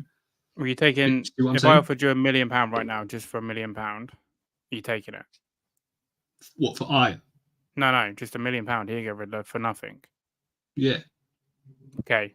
But if you do take it, you die in 7 days. No. So you don't value your money that much then, do you? But that's the problem with hypotheticals. It's just, it's very, very far removed. That's the problem. How's that? That obviously especially when you start, I know, but when you start adding layers, it's like, how far do you go? You know what I mean? I find it mad we value animals full stop. Yeah. I find that mad. Yeah. Like, that blows my mind. And that's why I don't like commercialization of animals. Just because it's like money, and money disgusts me. I want it so I can retire and be a full-time. What I mean. I was about to say, money disgusts me as well, but I want all of it. I don't want all of it. I just want enough to get by. You know what I mean? Like, I don't want to be but like... no, if someone said to me, like, generally, be filthy rich, or just have enough to get by. I have no need to be filthy. I just have enough to get by. And people are like, what? I don't want oodles and boodles of money because it will just make me go stupid. I just want... If I could earn £500 less through YouTube, £600 less through YouTube than I do in my job, I would quit tomorrow, and I would find a way to make the extra 500. Yeah, like I would just get by. I would cut shit out. I would just get by. In all fairness, like, I know exactly what you're saying. Like, I agree entirely. Like, I'm not even monetized yet, but it's almost like saying if I had to take a pay cut, but my life could be spent doing reptile YouTube stuff. Yeah, 100%. It's as simple as that, because I'd be happy as well. But again, if someone then said, I'll give you 10 grand a month to do reptile YouTube stuff, yeah, I'll take it. Yeah, I'm all over it. I mean, you're not gonna not take it, but money is the root of all evils, my friend. It is. Of course it is. But unfortunately, it's basically what controls the world. Yeah, only because man made it that way. It is. But there's nothing. It sounds depressing, but there's nothing we can do about it. Go off grid. I'm too materialistic for that, to be fair. That's a fact. The studies show up to the point where you don't have to worry about money. It does make you happy, but doesn't make a difference anymore. Yeah. So I think it's something silly like 80 grand in the UK. If you as a household earn like 80 grand, everything thereafter is just convenience. It's no longer a comfortability thing. You just don't need it. Yeah. I think it's like 80 grand in the UK. Yeah. And like the rest of it's just greed, selfishness. You don't need it. You don't need it. No, I agree with that. But would I have it? Yeah, definitely. I'd like to think I'd do some good with it as well. Again, I don't want anyone to think that I'm trying to be the next, Jeff Bezos or something and not do anything. I'd like to think I'd do good with it. You know what I mean? It's like getting superpowers, using them for good instead of evil. But I will be fully honest and say I can be very materialistic, and I would like to have money. That's not why I'm doing this, by the way, because I know this isn't going to make me a millionaire. But if the opportunity arose, then... I mean, I'm not going to sit here and say if someone said to me, I'll give you 10 grand a month to just do what you're doing. Of course, I'm not going to go, nah, you're yeah, right, of course. Of course I'm not. Right. Yeah. But for me, I don't chase money. Let's say it this way, I don't chase materialism. And I class money as materialism, but I personally don't chase materialism. Like, I used to as a teenager and like a young 20s. Other than shoes, I don't chase materialism, and I'm not talking about Crocs, but for some reason, if I buy shoes, I have to buy branded shoes. Okay. But we've all got our things that we like. But then, even then, when I say that, I'm not talking hundreds and hundreds of pounds. It's just a certain type of shoe. It's basically the Adidas Pharrell HUs. I find them so comfortable. That's the only reason. But anyway, like I don't like literally right now, like rocking just like I think these are Primark. Like it doesn't actually it sort of goes with the logo. It's just because it's like and technology. Yeah, I'm a bit of a slave to Apple, to be fair. I can always trust Feed to out me. But then it's also like I think the technology is more because I'm trying to do this. If I wasn't trying to do this, I would like to have a nice phone, to be fair. But then I like taking nice pictures. But then is that materialistic? Depends who you talk to. Depends who you talk to. I like taking good pictures, but that's why I've got £1,000 worth of camera gear. Yeah, I've got a nice camera, but it's broken. Yeah. I like having the latest iPhone. Why? I don't know. I haven't currently got the latest iPhone, but I like having the latest iPhone. And if I can get it soon, then I will. It's weird. Appreciate that, Ben. It's damn, yeah. See what I mean? I ain't gonna lie, but that's the thing. You don't have to lie. Like, there's this whole thing of if you say to someone, "I like money and I want to earn as much of it as possible," it's almost like that makes you a piece of shit. But I don't think it should. It makes you a piece of shit. No, you don't. But a lot of people in their heads, they think I if people... hate that money's taboo. Like, if you say to people at work, "Oh, how much do you earn?" They go, "Oh." I hate that. I hate that society's like this. I think we should be talking more about making money, but I think it's all hush hush because people don't want you to learn how to make money and escape. So, yeah.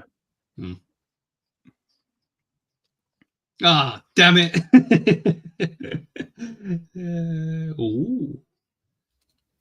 But yeah, I mean, I don't chase money. I chase freedom, I think. And yeah. When you monetize something that you love, you no longer enjoy it. There was a study done again. Cree probably knows about this one. But there's a study done that they got people to play games that they really enjoyed, and they just got them to play these games like every night or whatever. They said, right, we want you to do the exact same thing, but we're going to pay you now. And 70% of the people then turned around and went, "Oh, I don't really. I got more annoyed. I didn't enjoy it as much." Because as soon as you add financial stress to something, you don't enjoy it anymore. So, for example, we both make it at YouTube.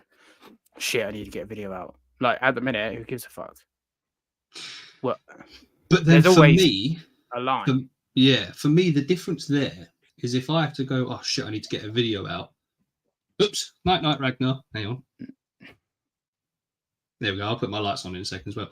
For me, that's me working for myself. So if I'm putting stress on myself to get a video out, that's different than me having to, for example, tonight, we're going to have to wrap up soon because I have to get ready to work, to go to a place of work, to earn money for someone else who's earning triple my wage anyway, to pay. Obviously, I still have to pay taxes anyway. And it's almost like I resent having to be part of the system. Whereas if it's almost like sort of being self-employed. If I'm having to put a video out to earn my money, I'm doing that for me and to provide for my family. Do you know what I mean? I know I'm still doing that when I go to work, but I resent doing so because I'm earning someone else more money for my time. I think I couldn't give a shit if I earned someone else more money because you earn YouTube money. So your point's irrelevant. Point is that's true. True. For me, I find no fulfillment or freedom in my job. So I don't enjoy it. I get paid all right. Don't get paid amazing. I get paid all right. We're electricians. We probably do all right. I don't know what you're on. You don't know what I'm on, but I know I do all right. I don't do great. I don't do, we're more or less, me and Fee have a very expensive life. We live pretty much week to week. We could probably not if we decided to stop being idiots with our money, but hey, life's for living. But I just don't like the job. Getting paid what I get paid now, I could do anything. Yeah. And I would get by, but I don't enjoy it because there's no... So, for example, finish your house. "Oh, wow, Paul, thank you so much for finishing my lights. I love them." Now, of course, I'm going to go, "Oh, I'm glad that you're happy," but I couldn't give a shit. No. I spent half an hour talking to a kid about a bearded dragon in a pet shop. I'm elated. Yeah. The money is irrelevant. It's irrelevant. It's giving service, right? Yeah. When you give service, your time is then worthwhile. The money doesn't come into it. It might for you because you sound greedy. I couldn't give a shit. Pay me less than what I'm getting paid now. But if I get to talk to a kid about how to set up their bearded dragon, the service and the purpose is there. So the money is irrelevant. I need X amount to pay for all my fucking bills, which I hate. Yeah. But it's not about making my bosses rich. Fair play to them for building a business. Well, yeah, there is that as well. I couldn't give a shit. Like, if they make £700 a day on top of me, they don't. But if they did, I couldn't give a shit because at the end of the day, I'm happy with what I get paid, and I'm not greedy. Like, if you're not happy with what you get paid, leave. And if you don't, I'm happy. Shut the fuck up. That's what I tell people at work. Yeah. It's what I get paid. Like you say, it's not bad. I'm an electrician like you. I've got enough to get by. It's got us a nice house. We've got a mortgage. We've got a little, and we can survive. My problem is, and this is where a lot of it comes into, and this is why I say we haven't got a choice, that money and things like that run the world. We haven't got a choice. So take advantage of it. Or not take advantage of it, but be part of it, as opposed to saying money's a concept and we hate it and it's no more valuable than your time. I want as much money as I can get so I can have my freedoms, so I can have the time. Do you know what I mean? So it's not... Well, I guarantee you, let's all of a sudden someone dumps 10 million on you tomorrow. What are you going to do? Because you have no purpose. But that's what I mean. But for me, for someone like me, I guarantee you, you'd be like that, the Olympic gold medal thing. You would get the money and then you would go, well, what now? But the thing is with me is I look at that and I go, you can do what you want. Yeah, but what do you want to do?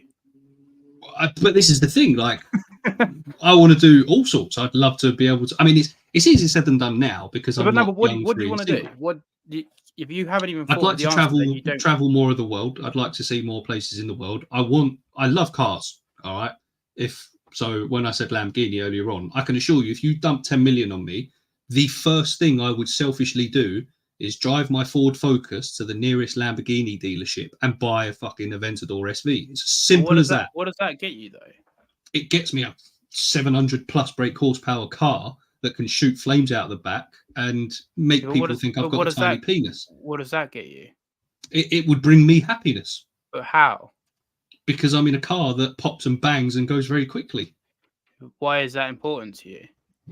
It's just... Hang on, let me just put my lights on. We got him, ladies and gents. We got him. It's not that it's important to me. It's more, it would just bring extra happiness. But it's not that I'd need it. I just want it, and I think it would be cool. Define happiness. I don't think you can really, can you? But how do you know it bring you happiness? Because, like I say, this is something I like. Wow, super duper Lamborghini. Eventually, that Lamborghini is just a car. Yeah, but then if you got 10 million, you go and get a different one. Yeah, but this is what I mean. Eventually, that 10 million's gone. You buy 10 cars, it's gone, and you're back. Well, yeah, I mean, 10 million isn't this is what I'm saying. Infinite amount. Yeah. It's worthless, mate. But you talk to a kid at the show about a bearded dragon, it's fucking priceless because that is service. Yeah, that Lamborghini is fuck all and will do fuck all for you. But then if I said to you, this is the thing. If I said to you, so obviously if you chat to that kid about the bearded dragon and that brings you happiness, and that brings you happy, that brings you happiness. Sure does. It sure brings me happy. And that brings you happiness. If someone said, all right, you can do that again tomorrow, but we'll pay you for it, would you say yes? Of course. Yeah. But I'm not questioning the money. Yeah. I'm questioning what you're doing with the money. But again, it's a tough, because it's almost like how you're looking at it as materialism. You're looking at it as like, I can just do whatever I want. I can buy whatever I want. But what I'm telling you is that's not happiness, because eventually you've bought the nice house, you bought the nice car, everyone's set up, but then there will come a point where you go, well, what next?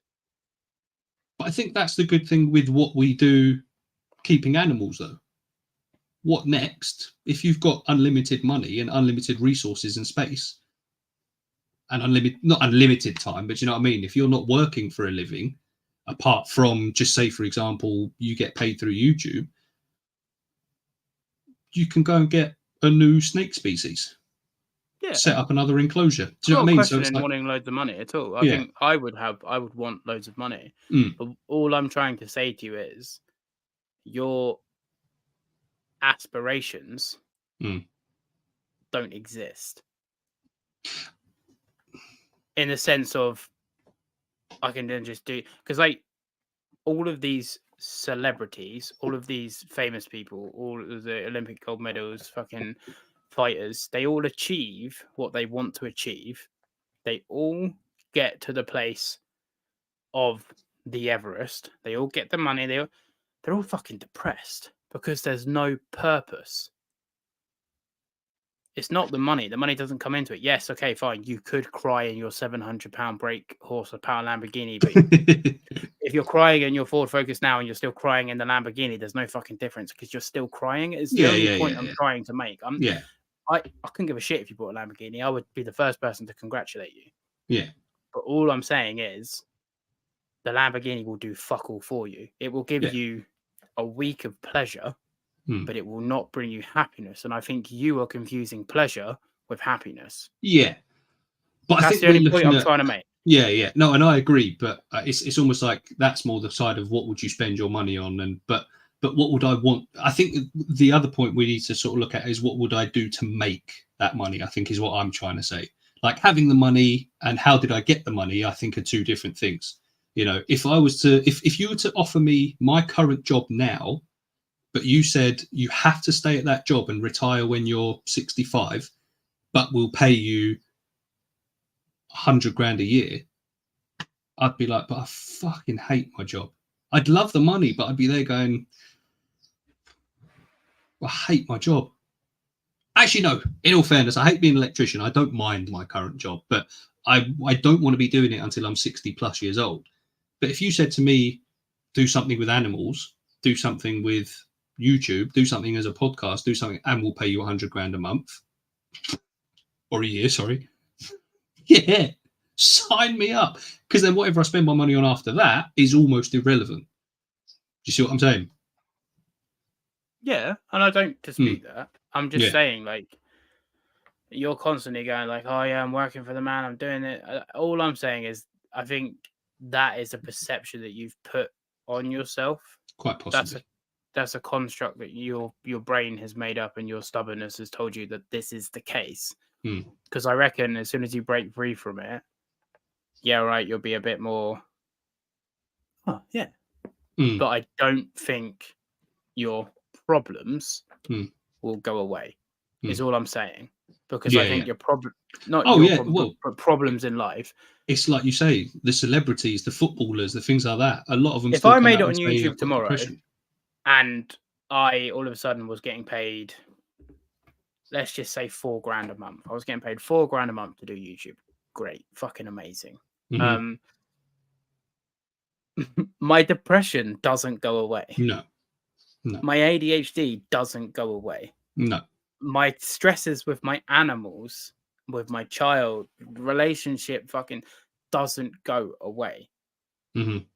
So like what Bam is saying, you get to a certain point and money, okay, fucking rent's paid, great.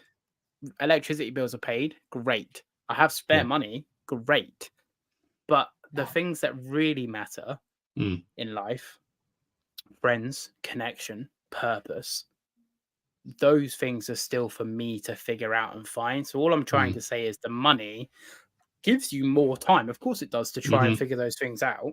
Yeah. But I think if you're too fixated on going, well, I'm never going to do it because I'm working a job that I fucking hate. And I'm guilty of this. I hate my job. But I also really work on myself like every day to get to a place of like tranquility in my brain. Because then if I ever do make it, I have all of the jigsaw, then I just have to put the one puzzle piece in. I feel like you're forgetting the whole jigsaw and then just putting the one puzzle piece down going, why doesn't it fucking fit? Yeah. Does that make sense? Yeah. But it's, I'll tell you another thing, because the way you've just said that as well, it makes complete sense. And another point I'll bring for that is that, you said, you get rid of the bills and the blah, blah, blah, but you've still got those other problems. For me, it's like, well, if you can mitigate how many problems you've got, then you've got more time to concentrate on those problems. You know what I mean? So if I never have to worry about where my mortgage payment's coming from ever again, if I don't have to worry about childcare, if I don't, we'll get back to reptiles shortly. If I don't have to worry about our food bills, then I can worry about my depression and things like that. Do you know what I mean? Like, because at the minute I have to deal with both as opposed to just one of them. The depression won't go away, but I might have more time to concentrate on that. Does that make sense? Yeah, but I think you make your depression worse by constantly focusing on the money in the job.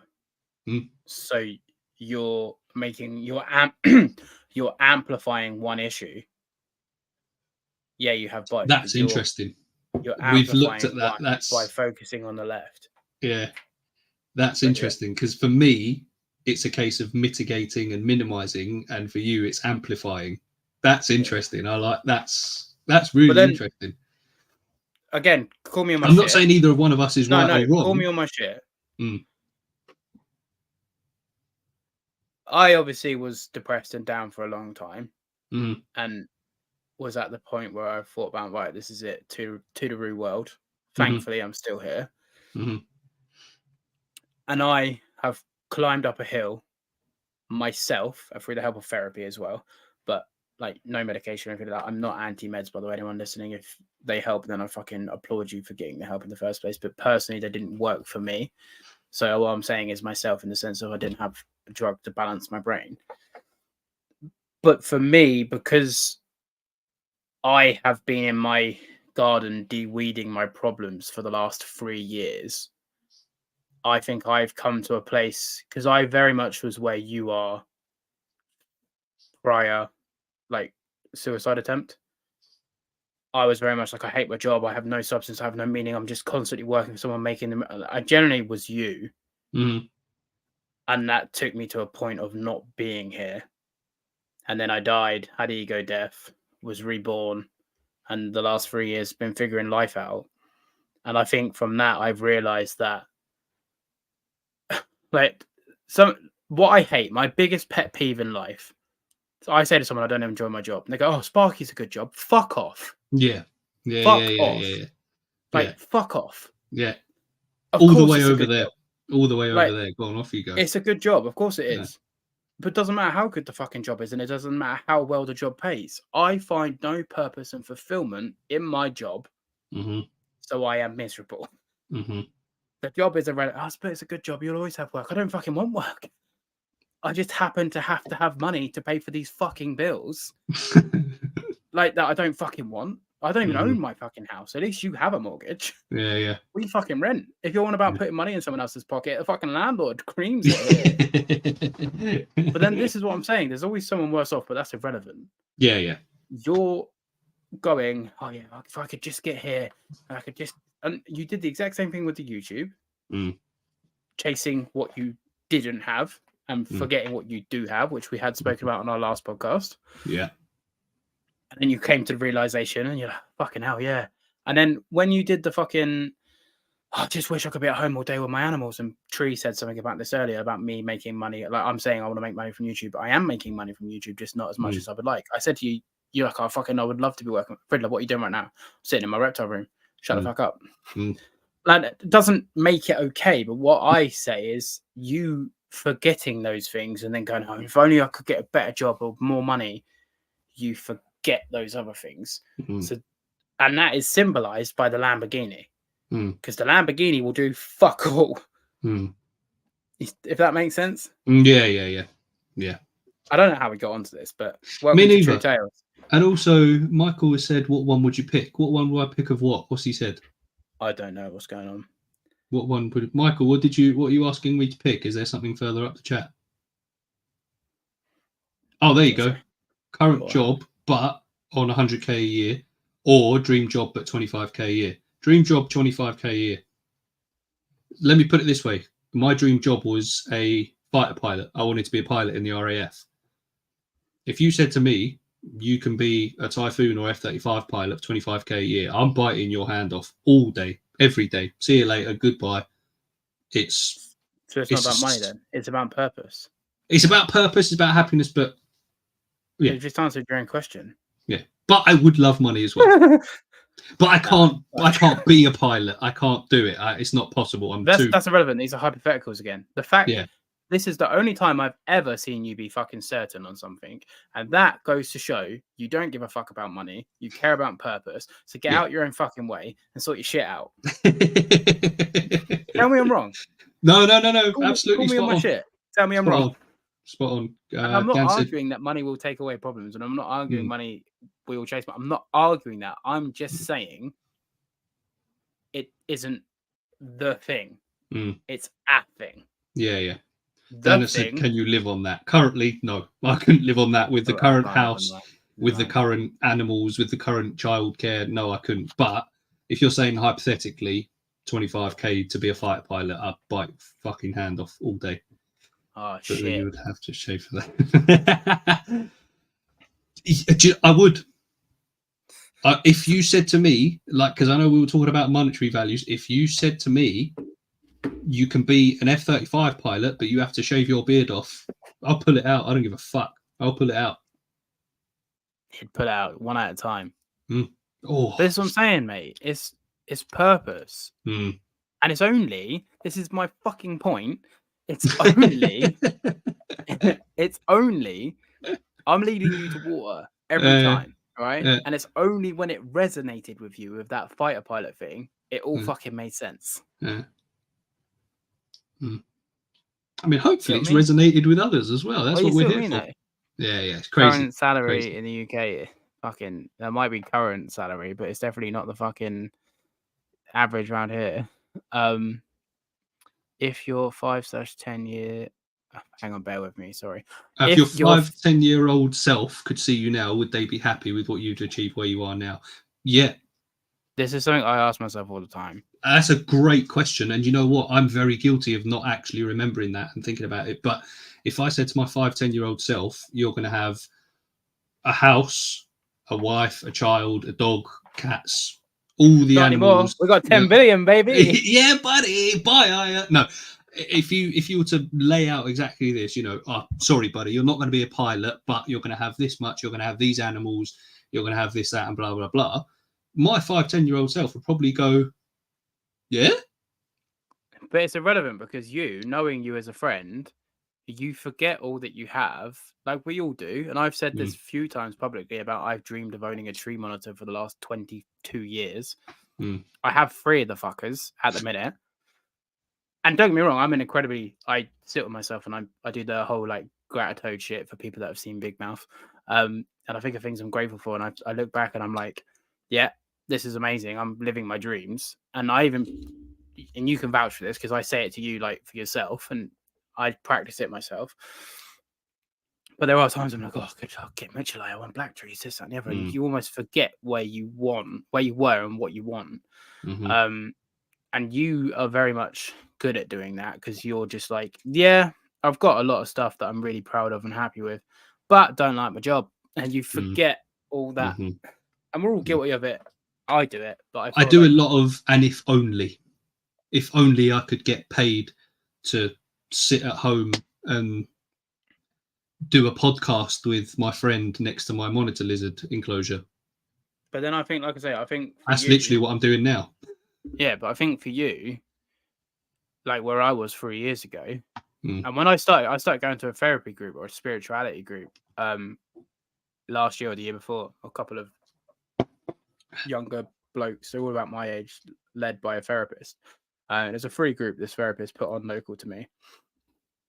And this was not long after like my attempt. And I was like talking to them about like, I want this and I need this and I need to get here and I want to do that and I need to get here and they're like, what the fuck is your problem?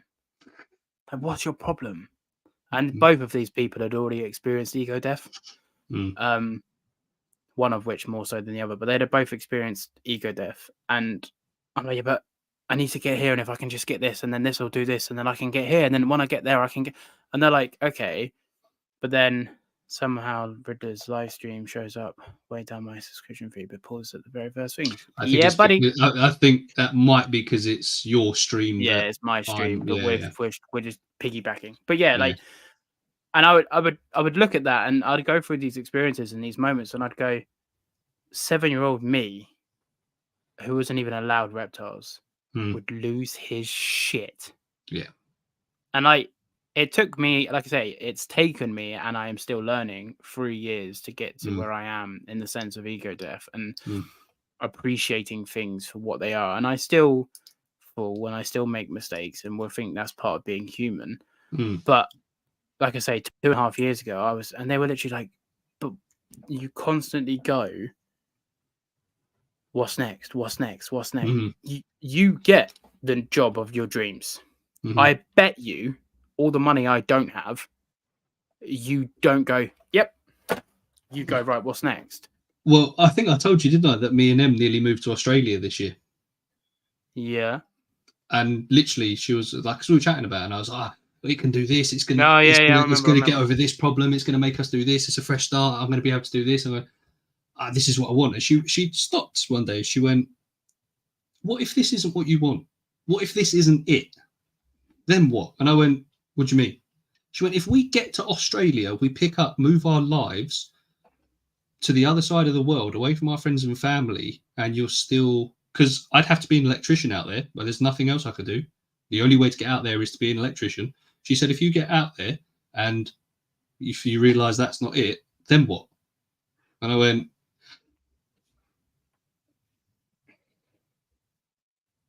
well, I don't know. I'd have to.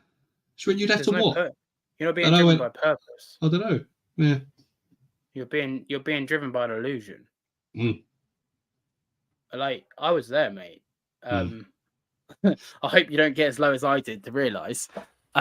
No, luckily I'm very much on the up now. Very much. But I had to break before I could physically get better. Away from the dog too. No, she was going to come with us. That was one of the first things. Tori, that's a good point. One of the first things I looked at is, can you obviously take your dog with you? It would have been stressful, and she's got to do like 30 days quarantine out there. So I'd have been 30 days without her, and while she's in a kennel. But then in my head, it's a case of, yeah, but then I can walk her on the beach and we can do this. We walk her at the beach now. We live 5 minutes away from the beach. But in my head, I'm like, yeah, but Australia. I don't know what to tell you. I literally don't know what to tell you. What would Em say if she found out that you would potentially sell Aya? The funny thing with Em, I think she would sell Aya. She wouldn't sell her cats for any amount of money in the world. She's more of a cat person. I think Em would sell Aya for 10 million. Well, maybe not. Maybe I'm misjudging her after this podcast. I will. I'll go up and I'll say, if someone offered me 10 million for Aya. Yeah. I prefer Aya to the cats. Em prefers the cats to Aya. But Em would not sell those cats for 10. You could offer Em the 250 million and she'd say, no, absolutely not. Wouldn't even think about it. But yeah, what were we saying? I don't know. Reptiles, that's what we were talking about, wasn't it? So anyway, when you getting this hacky off me? When I get that 4x2x2 from Matt. He's probably not here anymore. No, how much longer have we got? What time are you dipping? We can start wrapping up soon, to be fair. I usually start getting ready just before 9 o'clock. All right, cool. Cool. Oh yeah, I'll go and see Fee because I haven't seen her yet, and she's home now. Any final question? I mean, fuck knows where this has gone, everybody. But yeah, any final question? I hope you've all enjoyed it. This is pretty much what True Tales is going to be. We're either just going to talk about random shit. Mm-hmm. Be interesting what we can talk about. For me, I mean, this is kind of for you, but it kind of was both of us. I don't know. Well, the funny thing is we were meant to be talking about that one conundrum in my head, and somehow we've ended up to where we are now, which is funny as fuck. It's obviously on your mind. We just sort of ended up there, I think. So this podcast, ladies and gents, I think of Michael's going. To be fair, Michael, I put all of that. I put there's a section on my Patreon called Riddler's Beard. No, there's not. Do you oil it and shit? I haven't done so for a while, but usually I do. Yeah, so it gets blow dried and brushed after every shower, shaped, and then I do use oil, but I've run out at the minute. I imagine your beard's more maintenance than my hair. It's not too bad, to be fair. Like I say, as long as just after the shower, I quickly give it a little one of them. You know what I mean? Is it soft or is it like? It is. It wasn't when I first grew it out because I didn't know about like blow drying and oiling it and things like that. So it was almost like a homeless beard. Whereas now it's soft.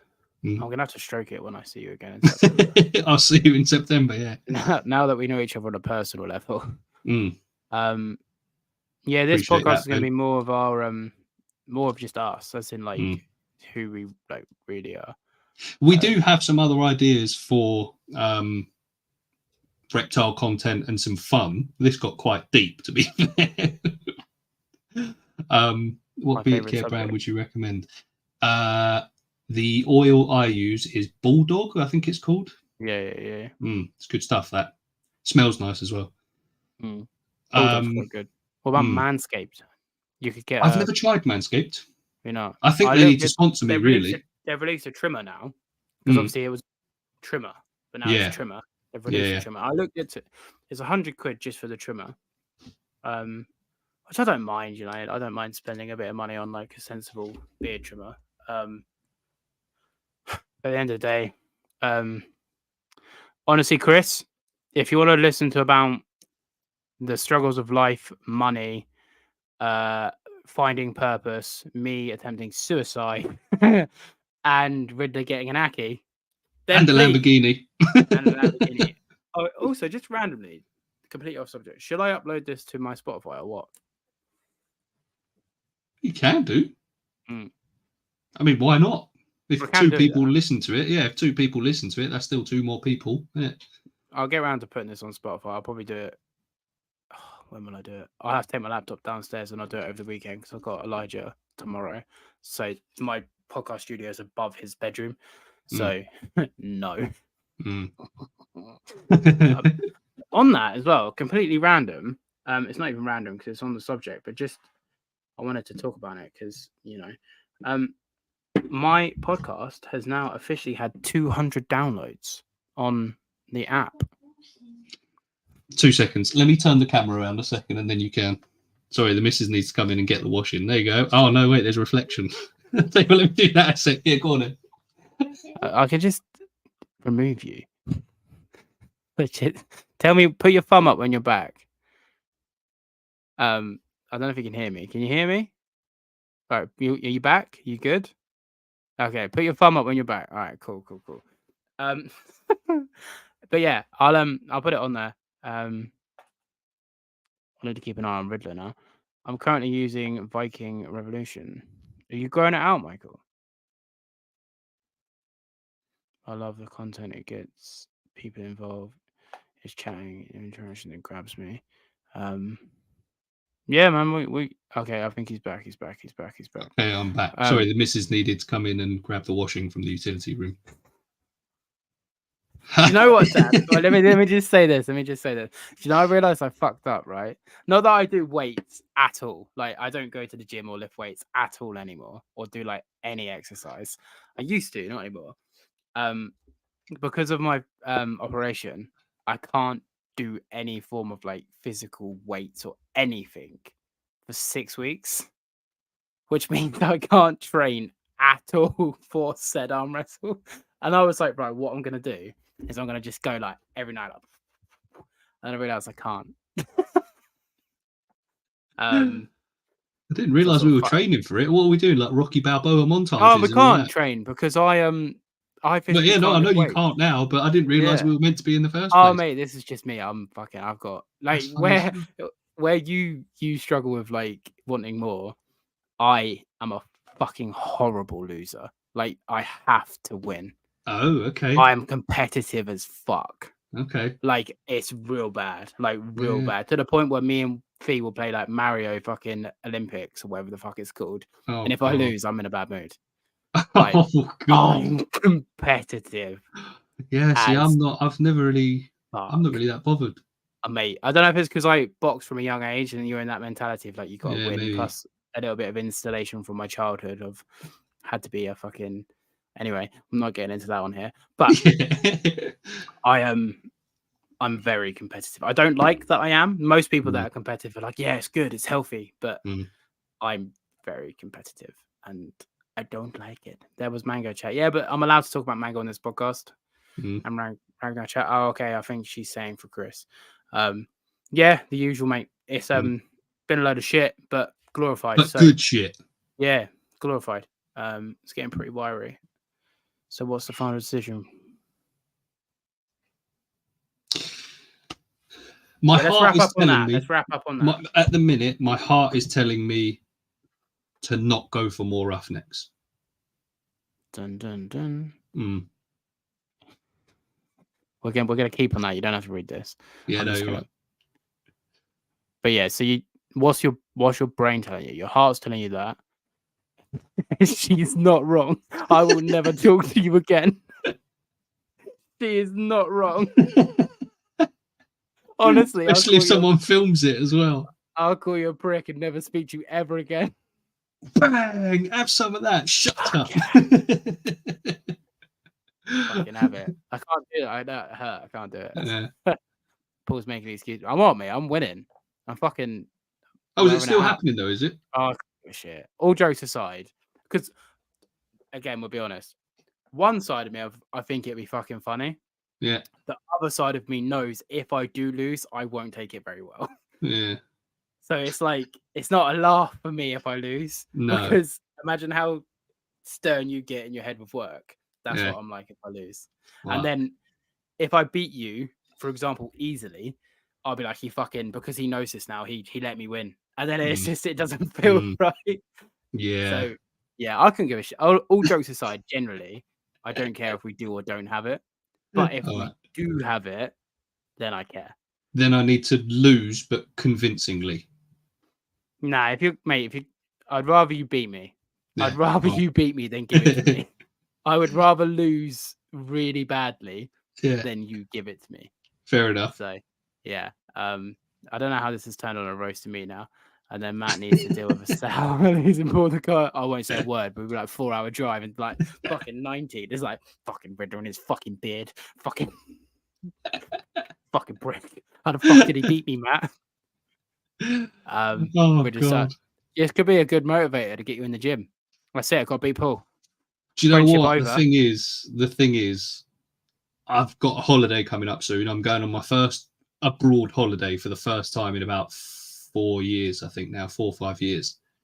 And not even that has got me back in the gym. I'm literally now like, it's dad bod now, isn't it? I can't be, I enjoy lifting weights, but at the minute I'm just like, I cannot be bothered. Do you know what you weigh at the minute? I think I'm about 88 kilos. Well, it's not, I've got down to 91. I was 96, I'm at 91 now. Yeah, I'm cutting. The lightest I've ever been in my adult life was 70 kilos, and I was cut up. Yeah, I was 64 kilos in 2020. Yeah. So I can he can prescribe me them because he's a Crohn's doctor and I have Crohn's. So I made friends with a good person. Yeah, you've got a plug. I don't even know. Like, I found out quite late that Matt was a Crohn's doctor. I don't think that's the official name. But yeah, skinny bastard, mate. I've put on, trying to do the maths, 30 something kg and or 6 stone in 3 years. Yeah, that's a lot of weight to put on in 3 years. And because I'm so used to being I was my whole life for 25 years, and then all of a sudden I like this is nice. The legs are nice, but it's just the tummy. I fucking hate the tummy. Yeah. Sorry. Hello, Jasmine. Hello. Sorry, I waved, but we were conversation.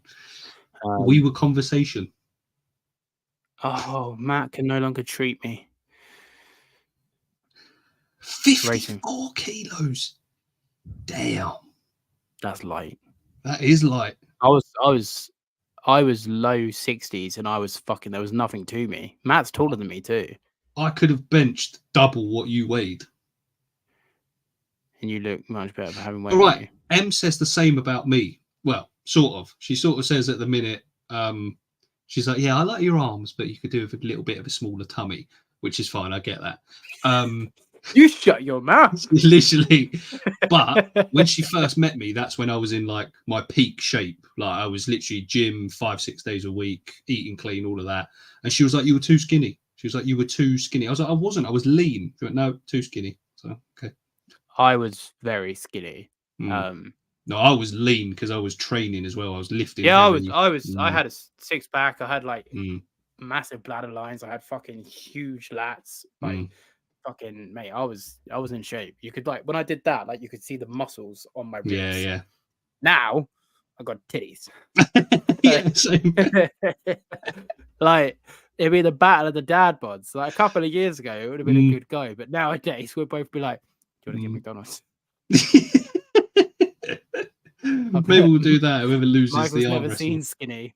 Came out the womb. He was like, "Not today." I like what Amy said as well. Hey Siri, what's 168 pounds into kg? 168 pounds is 76.2 kilograms. 76 kg.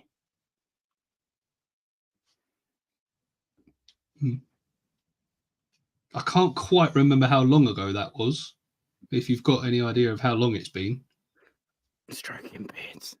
Yeah, welcome to True Tales. But yeah, I mean, I got so much stronger, which I really liked. Like, when I started the gym in 2022, yeah, because I stopped this year. So I joined the gym in 2022. Went every single day. Didn't lose weight at all, like at all. I was 92 kg the whole fucking year.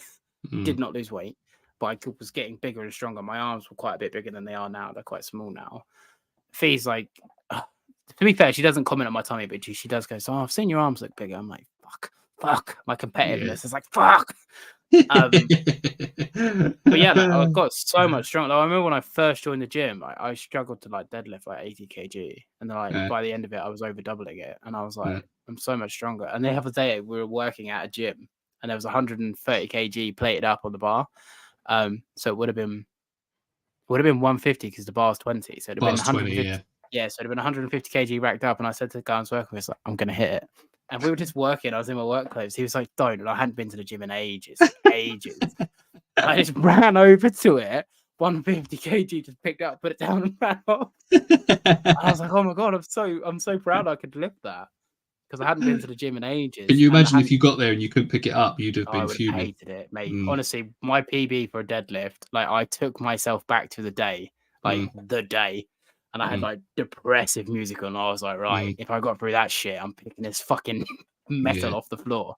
I was like, yeah. That was that. Anyway, we've gone to the gym now, Amy. So before you wrap up, when's the new Roughnecks coming? Michael, he's not getting them. I don't think I am. I quite like the idea of keeping various different exciting species that I can enjoy keeping, learning about. It might be harder, like you said, because there's different species. I was bound to say, do you think you can do more species well? Like, seriously? I think so. I think so. Yeah, I believe I can. But yeah. It's hard. 2 years-ish. Yeah. Oh, yeah. Good shout. 2 years ago. Yeah, probably. Right. We should probably start wrapping up. Should we see if anyone else has got any more questions or comments or anything like that? Anything they want to see in the next episode, maybe? Start hitting us up now because I've got to start getting ready for work soon, unfortunately. Send us a DM if you guys want us to... Are you going to keep individuals of said animals or pairs or groups? Depends what it is, I think. I think the majority of what I like or what I want to keep, it'll probably be singles. If there's things that I can keep in pairs, yeah, possibly. I don't know. Do you want a Hugo baby? Oh. Who's Hugo? Hugo is a Bosque. A lovely Bosque. Who survived a fall out of a window from, I can't remember if it was a first or second story, and just went about her business like no big deal. I think Hugo is a girl. I think they got Hugo as a boy and it turned out to be a girl. I can't remember. Jazz, correct me if I'm wrong. But yeah, fell out of a fucking window, taken for x-rays, everything like that. Absolutely fine. Neighbour just found this bloody Bosque bimbling round. Oh, he is a boy. All right, my bad. I'm gonna say now that you don't want a Bosque. Jacob wants a Bosk. No. No. Oh, I have one. I had Yeah. one. Yeah. If he wants one, he can have mine, but I don't recommend it. I did say that because he was like, I wouldn't mind. I said Paul might give you his. To be fair, He can have it with the full setup. It needs an upgrade, but he can have everything. Oh God. Okay. But he doesn't want it. No. Trust me. Like, they will eat you out of house and home. They need such high basking spot. They need such high regime of care. Mm. He doesn't want it. No, I remember because they used to come in the shop quite often, and pretty much every time they came in, they were getting more substrate. They were getting more bugs, just basically just bugs, everything I mean, like, and yet Hugo is one of the most chill monitors ever. It's crazy. I'm not questioning how social boss can become. Yeah. But I mean, like food-wise and things like that, yeah. And 95%, I've not seen Hugo, so I'm not going to comment, but 95% are fat. I think Hugo's if I remember correctly, Hugo's in pretty good shape. Because, like I say, the majority of his diet was bugs. I used to sell them the bugs, with discounts, obviously, mates rates and all that. But would you rehome Ragnar temporarily for breeding purposes? I don't think I'd like to send Ragnar away, but would I have someone send me theirs as a stud? Yeah, possibly. But I don't think I could send her away to someone else. It depends on who it was. Like, if it was Paul, you, for example, if you said, I've got a male roughneck and can I have Ragnar for a bit? Yeah. Because I know you're keeping. I know she'd be in very, very good hands. But if someone was to just be like, oh, do you want to do a project together? I'd be like, well, chill. Yeah, I ain't just sending her anyway. Mango would go nowhere. Even the best monitor keeper in the UK, she's not leaving me. Tory said agreed to no Bosk. Get another roughneck. He's just get Bumpy. Bumpy's my Bosk, yeah. Yeah. Like I say, seriously, all jokes aside, if Jacob wants a Bosk and full setup, the setup won't fit in his car. No. He'll have to get a van. Yeah. A bigger van. He can have the lot. The halogens, the LEDs, the UVB. I'll let him know. His pregnant wife probably won't be happy with that, but is what it is, isn't it? If he's deadly serious, message me on. We follow each other on Gram, so just message me. Sweet. Right. Like I say, I don't want any money for it at all. Sweet. All right. Paul, you're the best in the UK. I'm not the best in the UK, Gary. Michael, no, you cannot have Ragnar. Can use my truck. Yeah. Oh, there you go. Dan coming in clutch already. It took 3 of us to lift it round the back of my place, the Viv. Yeah. The Viv's quite shanty and it does want an upgrade, but it will probably do Bumpy for another 6-8 months. She could use an upgrade now by my standards, but some people would be like, "Oh yeah, it's not bad." Yeah. I'll speak to him. It's probably a no because he's got a little one on the way, but I'll speak to him. Yeah. But anyway, I need to start getting ready for work. So unless we've got any more questions, has anyone got any more questions before we wrap up and say goodbye? More final serious questions. If not, all of Riddler's links are in the description. Riddler needs Bumpy. Riddler doesn't need Bumpy. Any final questions, drop them now. The next episode of True Tales will be announced on our socials, so make sure you are following us. How old is Bumpy? Bumpy is a female and she is around... Paul, I need your muscles soon. Don't worry, I'm finishing up in a minute. Bumpy is 2. Oh, wrong comment. Bumpy is about 2. And I'm 95% sure she's a female. But yeah, to the right home, she's 3. I don't want any money for her. I shouldn't have taken her on, but I did, and here we are. Anyway, I'll be honest, it wouldn't surprise me if Jazz takes you up on that, to be fair. Paul's monitors. If you're serious, message me. But I will be grilling people. She's not going to just anybody. Yeah. But yeah, Paul's monitors. I'd vouch for them anyway. To be fair, I would vouch for them and their care for their animals. Yeah. It'd be fine until it falls apart. The Viv, yeah, the Viv will fall apart. I had to house Mango in Bumpy's Viv once upon a time temporarily. Yeah. And Mango actually dug her way out of it, and that was the one that ended up getting broken. Who's on the pod this week? To be confirmed. It's either going to be a solo Sunday or another round table. Just because it's going to be like an after my birthday, just a chill podcast. Oh wait, what? This Sunday? That's a lie. My birthday's next week. I didn't lie to you. The guest is the right guest. It's either going to be a solo Sunday or a round table. That's right. And then September's a bit spatty, mate, because I've got a few personal things I need to wrap up as well as IHS. So there's only going to be like 2 podcasts in September, but I have done a clip of our podcast of just the photos, which I will be releasing. Of course, I've tagged you and everything, but just as a filler for a Sunday, I've done that. But the 3rd of September, the 17th of September, I will not be podcasting because the 3rd of September I am busy, and the 17th of September is the IHS show. But the 10th and the 24th we should have guests. So. But yeah, roundtable this Sunday, hopefully. If not, it will just be a solo Sunday before my birthday, should I say. But yeah, no more space. That's Gary. Always nice. Appreciate you, Gary. Love as always. How many hours? 2 hours and 20 minutes. 2 hours, 20 minutes, 30 seconds. We are literally just wrapping up now, though. Yeah. So what days you'll be there? Next Wednesday, the 30th is my birthday. I thought. So everyone who isn't subscribed already, subscribe to Paul's Monitors. Yeah, we're the road to 2K. We're trying to get 2K before my birthday. We're currently on Riddler. If you've got to dip out at any point, just dip. But we will end this. We're on 1964. So, but anyway, ladies and gents, we are going to end this because me and Riddler are probably just going to have a quick chin wag after we end this, and then we will be back with another True Tales very soon. Thank you all for appreciate you joining. Hope you've enjoyed it. Yeah, please like, comment, share, tell everybody about the new True Tales podcast, and we'll be back to chat more shit. Because hopefully it was unfiltered. It was unfiltered. Hopefully next week. If not, it will be the week after. We'll make sure we don't keep you guys waiting.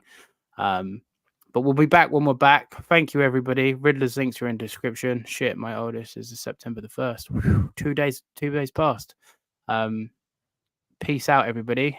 Ending the stream.